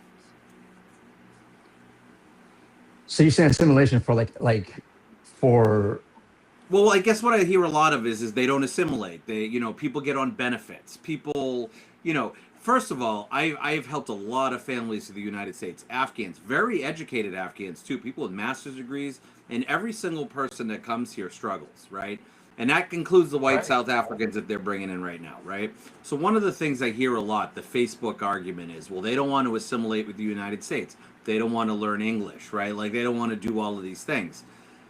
I don't necessarily find that to be true. So what does assimilation look like in Minnesota for you?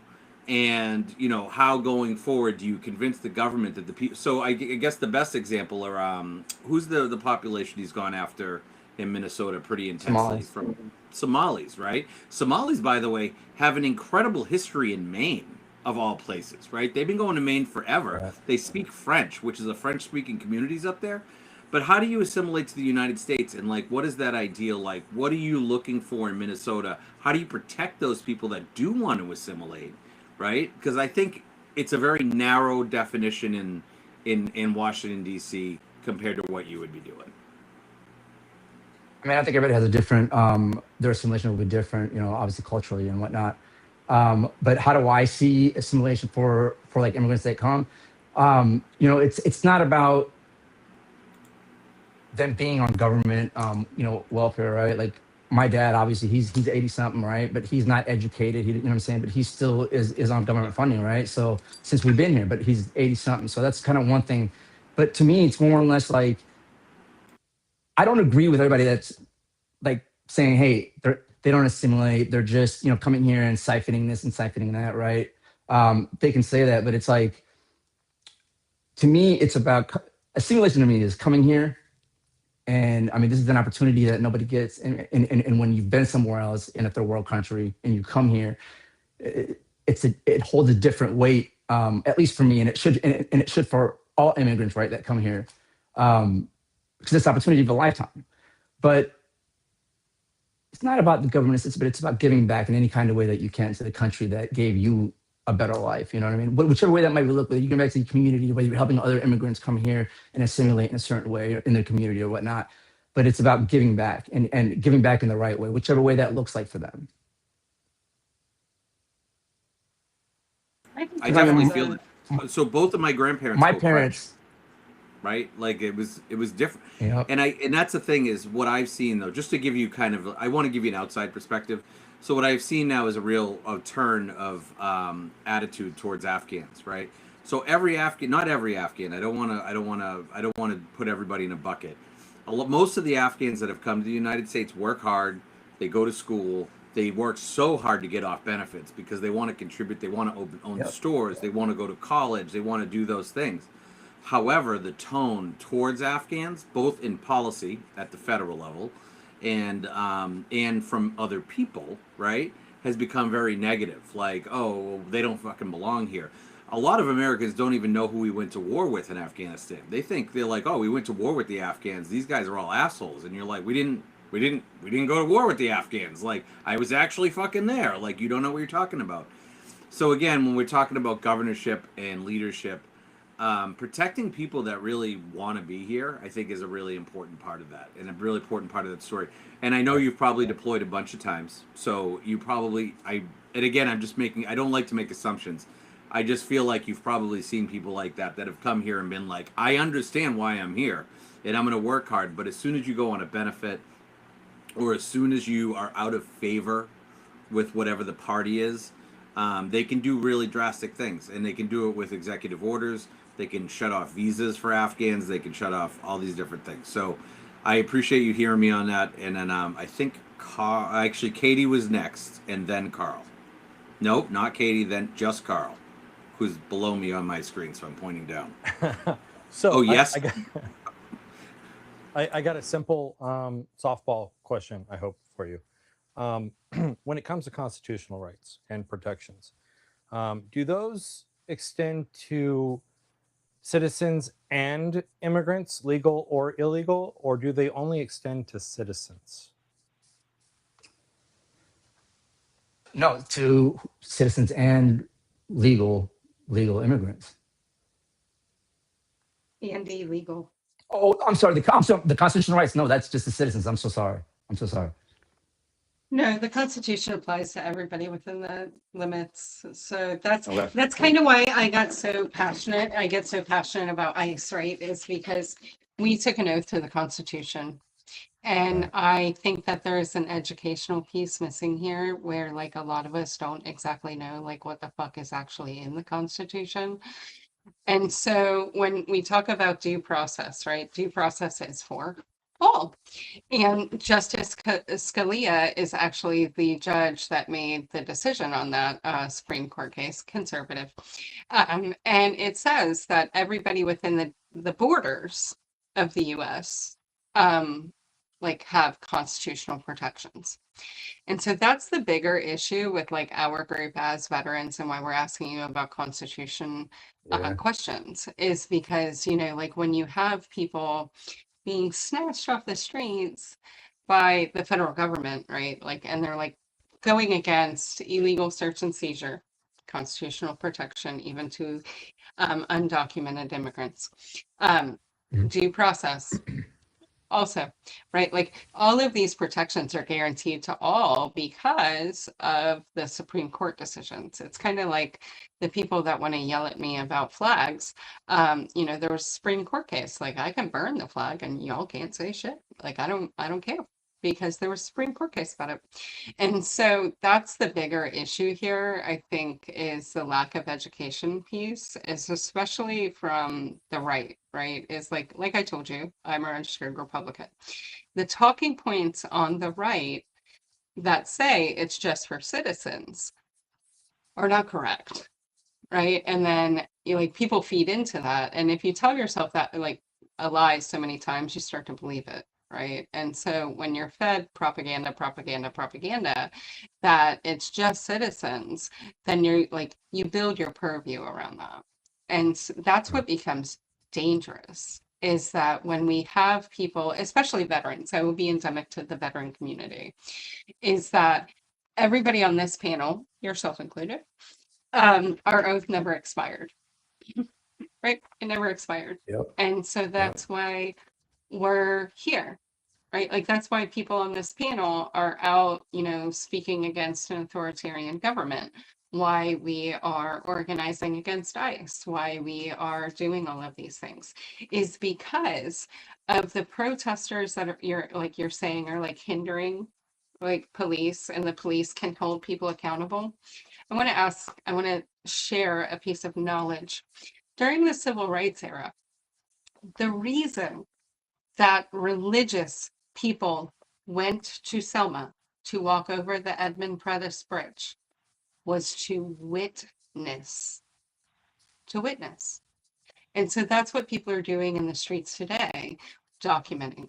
They are witnessing.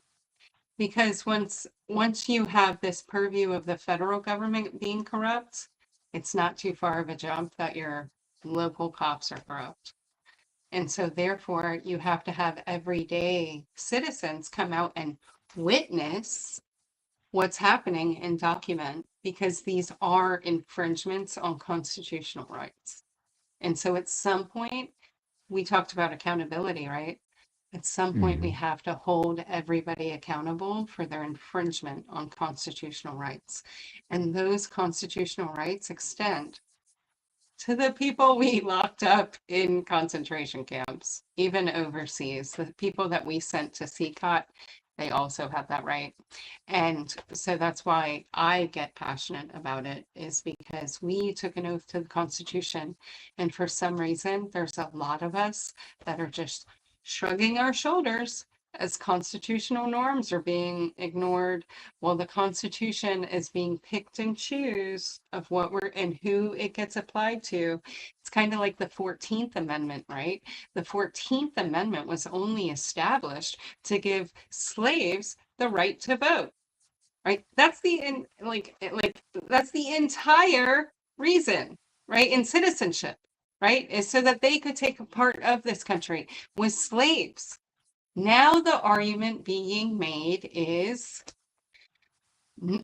naturalized citizens, immigrants, right? Mhm.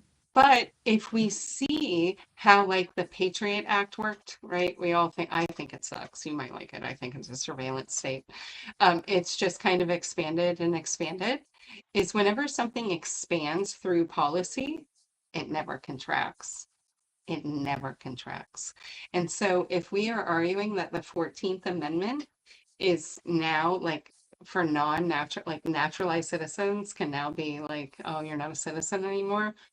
There is no stopping it. They can go all the way back to slavery. And so like when we're talking about the constitutional protections, Right. that's why we hate ICE so much. It's because it's for undocumented people too, and people don't realize that. And it sucks. Carl. No. Okay. I forgot to So put we my do hand down. we do something fun. Carl said we're not going to do it, but we're going to do at least one so that you can be a part of what we do here. That's the fun portion after we are nice. I thought I was nice. I was passionate. Sorry. So Carl runs. I can be much No, you're meaner. good. I'm telling you, So I love it. we do something here that you're going to find funny because it's veteran endemic. We call it Fire for Effect, where Carl runs this segment where people talk shit about us and we respond on live of our Yeah. opinions. Okay. Are you ready, Carl? I got lost. Yeah, I'm ready. Let me go ahead and share my screen. I apologize. All right. So the Carl's first like, we're not doing this, and we're like, yes, we are. I had to go scramble and get everything back together. So the first comment is on one of the shorts that we had where I, in discussing my observations on the fact that after the ruling in Calais, all of the southern states decided to rush to eliminate majority minority districts. And the comment here is from a guy named Keith Rowell. And he says, oh, you worthless lying Democrats, stop using our veterans' fur, spelled F-I-R, you bullshit. I'm a veteran and you're passing me off. Mayhem Passing raises off his is hand. what, Go Keith? first. Passing off is what, Keith? Oh, All right, and can by we the just way, talk about... during this section, there's no need for hand raising. We just go. Just rattle off. Okay. I literally want to pass this guy off to a existence in heaven. I don't want him to exist. He's probably on a phone in the Philippines somewhere. He's not a real person, and he doesn't know how to spell fur. Fur. Passing or pissing? Yeah. Wonder if urinating actually means passing. Oh my god, he was trying to say pissing me off. I didn't even get that. Bro, I just did the same thing. I was like, oh shit. Well, and also, I'd just like to point out, I'm shocked that Carl hasn't already. It's the wrong your also. Oh yeah, that's true. That's wild. Wild. Yeah. Yeah.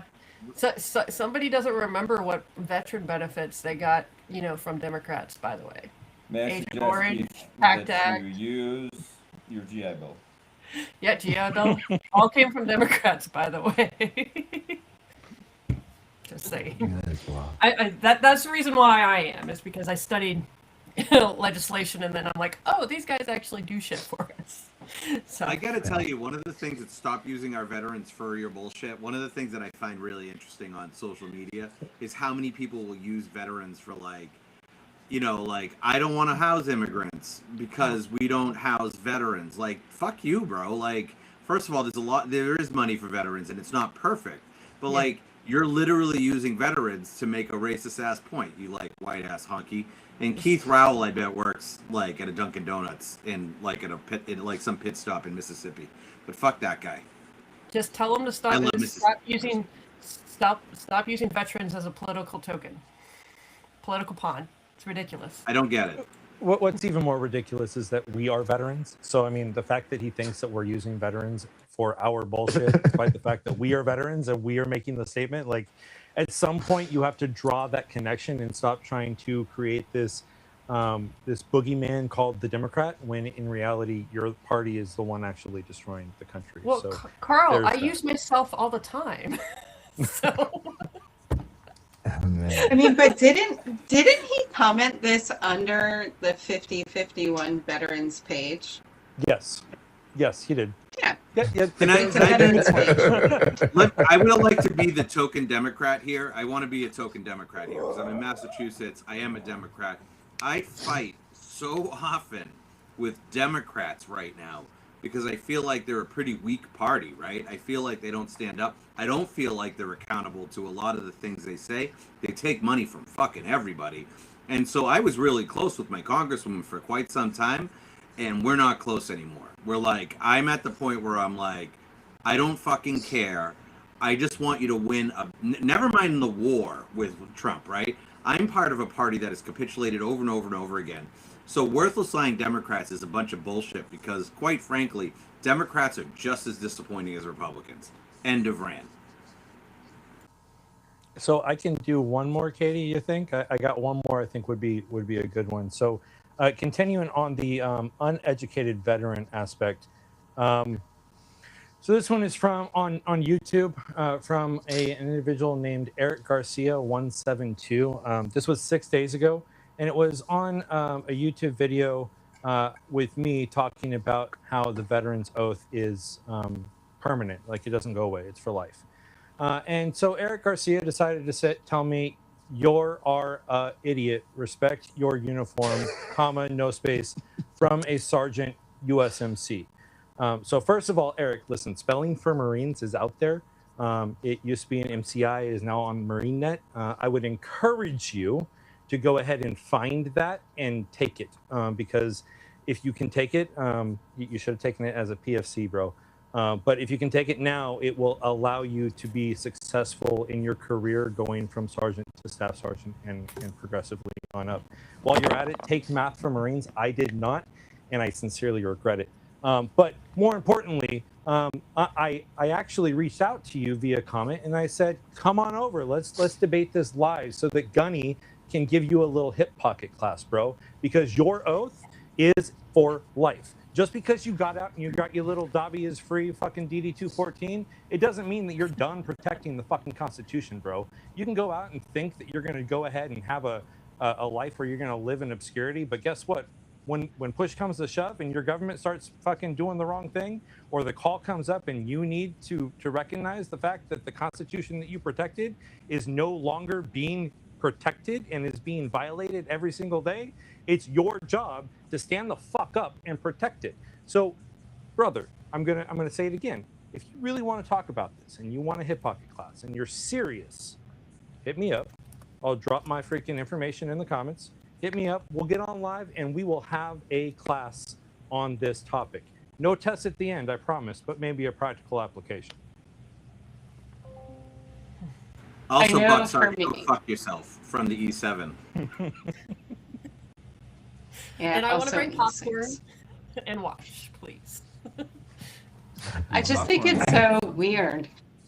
It's weird when like other veterans comment shit like this, right? It's kind of like I know I made a video and I said something about being retired, and then people were like, "She looks like she's 20," and I was like, "Thank you, but no." Like we can join at 17 and retire at 37. I get it all the Let's be time, real. so I understand. Right. I get So that. it's fucking wild. Tom, whatever happens with this this race, Tom's definitely coming back. Where you're gonna come back, Tom. I can tell. You know what? I'm not even gonna lie to you. I would love to come back because it's gonna be a different. You guys have literally, I seriously love it, and I'm not just saying it. Like I really love it, but I'm telling you this, I want to come back and it'll be completely different. I promise you. Absolutely. We do this twice a week. We'll get to the end, but I we have love it. time for the I last really one. do. We have the time Can for I the just last say one Carl. more thing? You want I the bet last one? Jody knows how to spell "you-are" when you Oh, contract Jody. So, That's how you lost her, Eric. All right, so this one is on Ooh. Jamil's post discussing the launch of the All Roads Lead to the South protest and action. And it comes from an individual named John Dix, who says, "More racist banter here. All votes matter, you racist." he says "racist." Well, he says which made racist, me rub my yeah. nipples. Oh, more racist. Yeah, I missed. Yeah. Okay, see, like my eyes kind of like went through that. Yeah. Yeah. Somebody doesn't know the history or how Right, transgender well- really exists at all.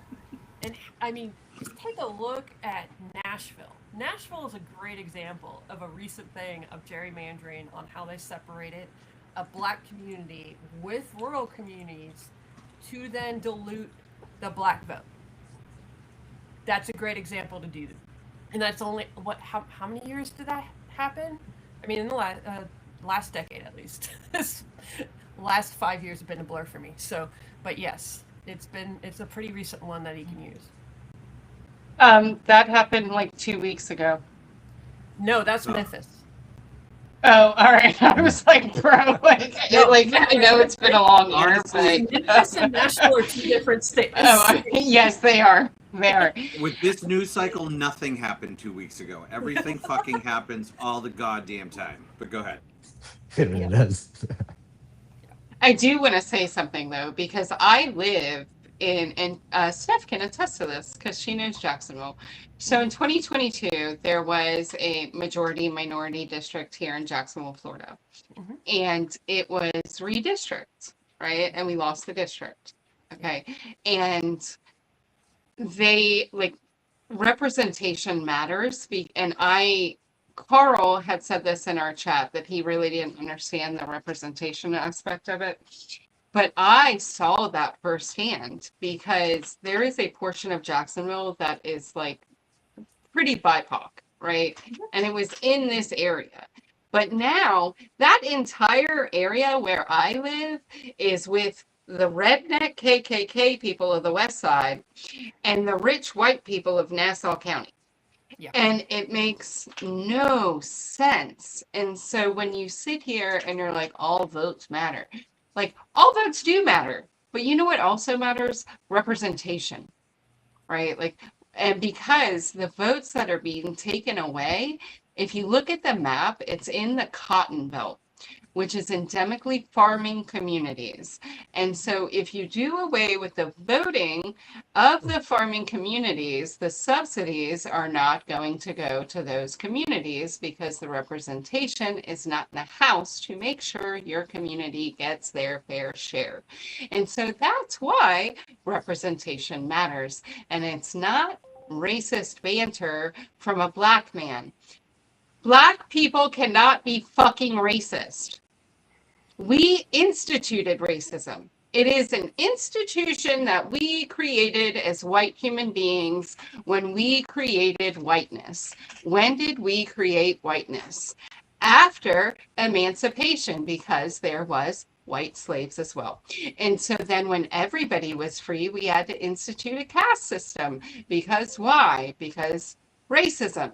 And so then they created the term whiteness, and you can actually Google this. That's what all of these books are fucking about. And we created whiteness as a term that then elevated people of a certain lack of melanin above people with melanin in this country. And so that's how the system was created. Please educate yourself. And also, John Dix, go fuck yourself. Yeah, I'll add just to that, like piggyback and John Dix, because I'm assuming that you're not going to be able to capture or grasp what Katie just said. So here, I'll say it really simple for you. You cannot be racist against people who are actively being racist against you. You can't be a racist for calling someone a racist. you cannot be a racist if you don't have the power to affect those racist intents, right? None of that works. Okay. And what is going on right now is that the Black communities, the BIPOC communities in the southern states are losing their, wait for it, power, which means that they're not the ones who are racist. It's the ones who are taking their power away that are racist. And if you don't believe me, just look at the color of the skin of every single member of every single legislature who has voted in favor of removing these minority majority districts.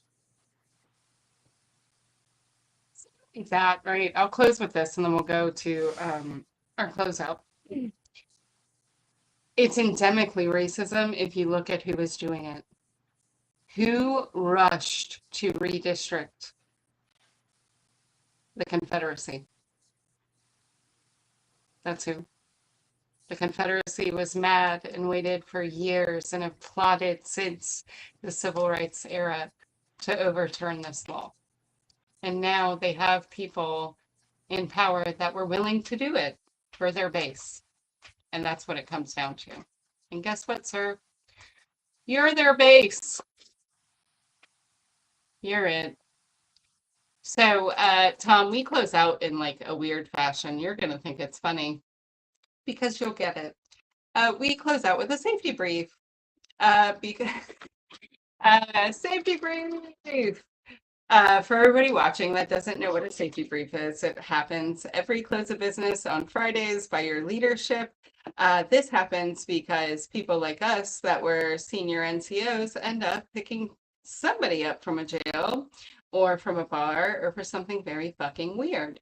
So as veterans, we still know we're all degenerates. We all still do a bunch of weird shit. And so everything that is on this list has happened.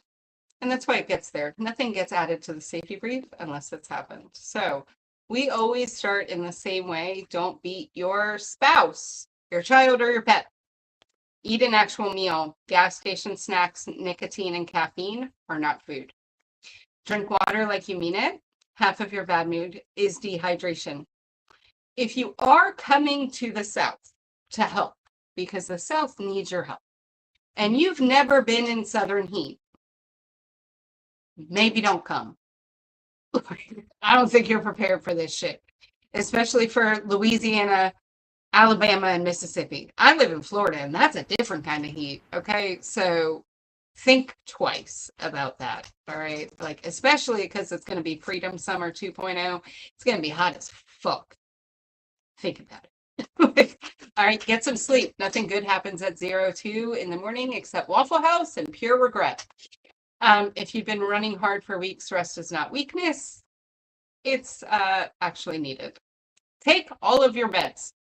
We tend to take half of the meds, and then we think we're fixed, and then we never finish them. And then we just don't go back to the doctor. So take all of your meds, make all of your appointments, and make the one appointment that you've kind of been missing. And since we're talking about mental health tonight, men, make sure that you make your mental health appointments. Do we know why? Because the VA covers it. If your mind is getting dark, talk to somebody. You can reach out to us. We don't sleep well because we don't make our fucking appointments. So somebody of this team is always up in the middle of the night and will answer the call. Right? Don't drink and drive. Right? I am 13 years sober, not preaching sobriety. It's not for everybody. But don't drink and drive. Do hit us up if you can't afford the Uber. I'll pay it. I'll pay for it out of my own account. Right? I want you to get home safe. Do self-checks. Breast cancer doesn't care how busy you are. Our vice president has now went through a double mastectomy and has her second round of chemo tomorrow. And so make sure you are doing the self-checks. If the VA doesn't have a mammogram person, go to a fucking different VA. Also, men check their nuts. Keep going. Is that a thing? I'll ask that. Oh, yeah, later. you should definitely check your nuts. You should, yes.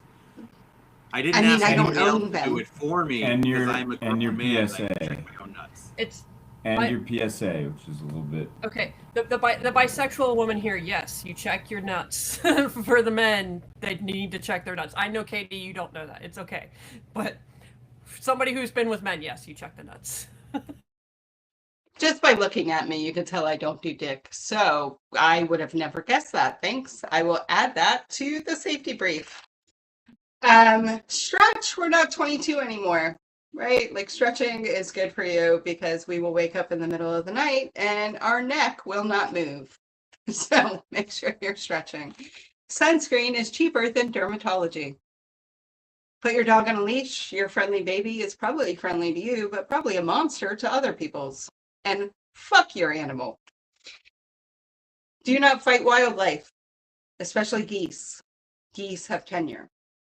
And also, if it hisses, charges, or has antlers, only white women can tame that shit. So if you are not a white woman, don't attempt. Okay?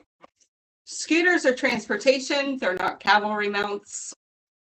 Do participate in barter systems, especially if they involve coffee grounds, marijuana plants, and watermelon plants. If you find a plant on the sidewalk and immediate claim it, that's raccoon behavior. We approve. Always claim the plants on the sidewalks, right?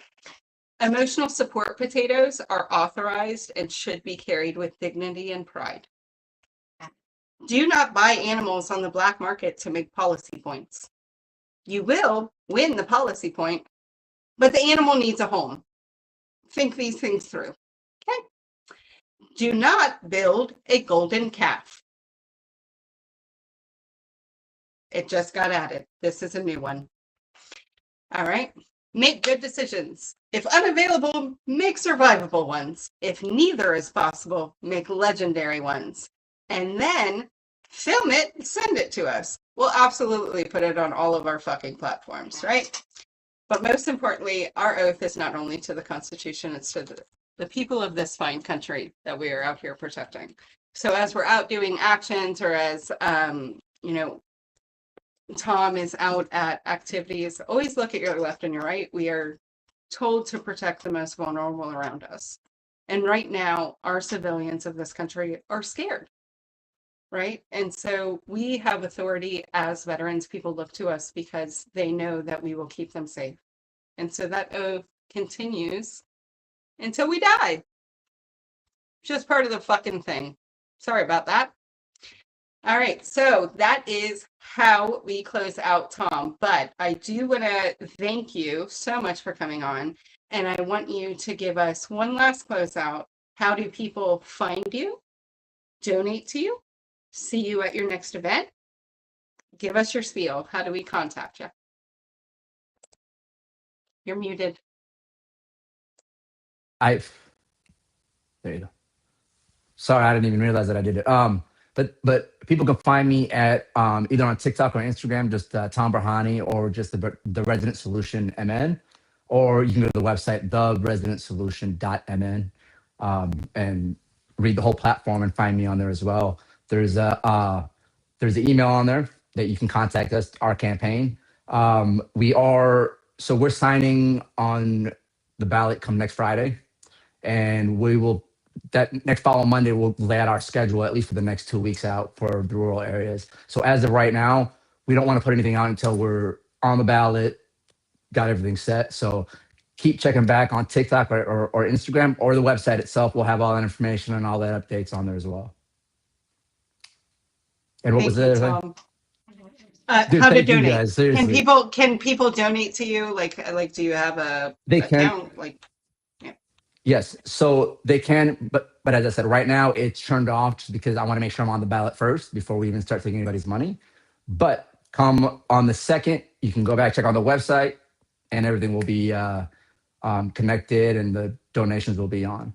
There's a donation link on every single page on there, so you guys will see it on. Good. I do want to thank you for being here, right? Like, I know it wasn't an easy conversation. Yeah, I know it wasn't an easy conversation. Anybody is welcome to join, right? So we will absolutely have you back. We do this every Wednesday and Saturday. Yeah, hey, we have a lot of fun. We We used to have like a MAGA vet that came on, but then it got weird. He chose to leave. We didn't kick him out, and we were nice to him, I think. I love Sometimes. this. Everybody else has been agreeable, and this has been exactly what the hell I needed to kind of make everything run a little bit better over here. Yeah, You're and gonna we get love that. you're gonna have an opportunity to test your theories and talk about things that are hard. That's the thing.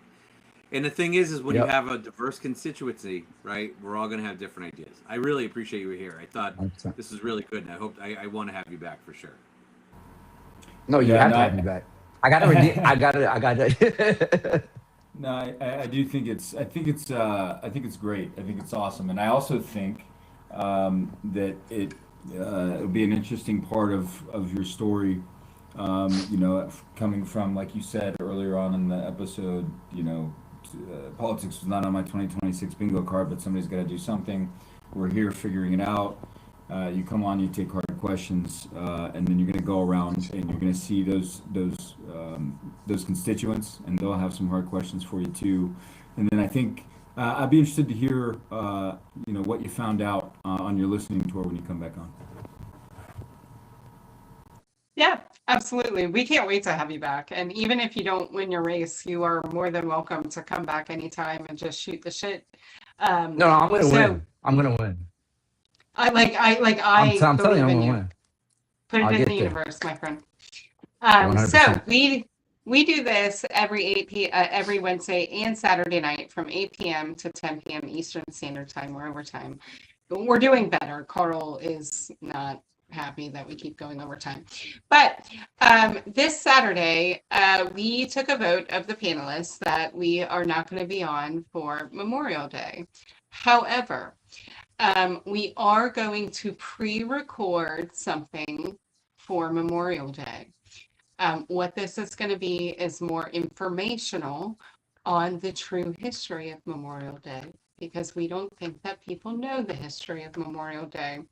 And we're also going to go through some other history of some Black units within the military, of their treatment and things of that nature, because it needs to be spoken out loud.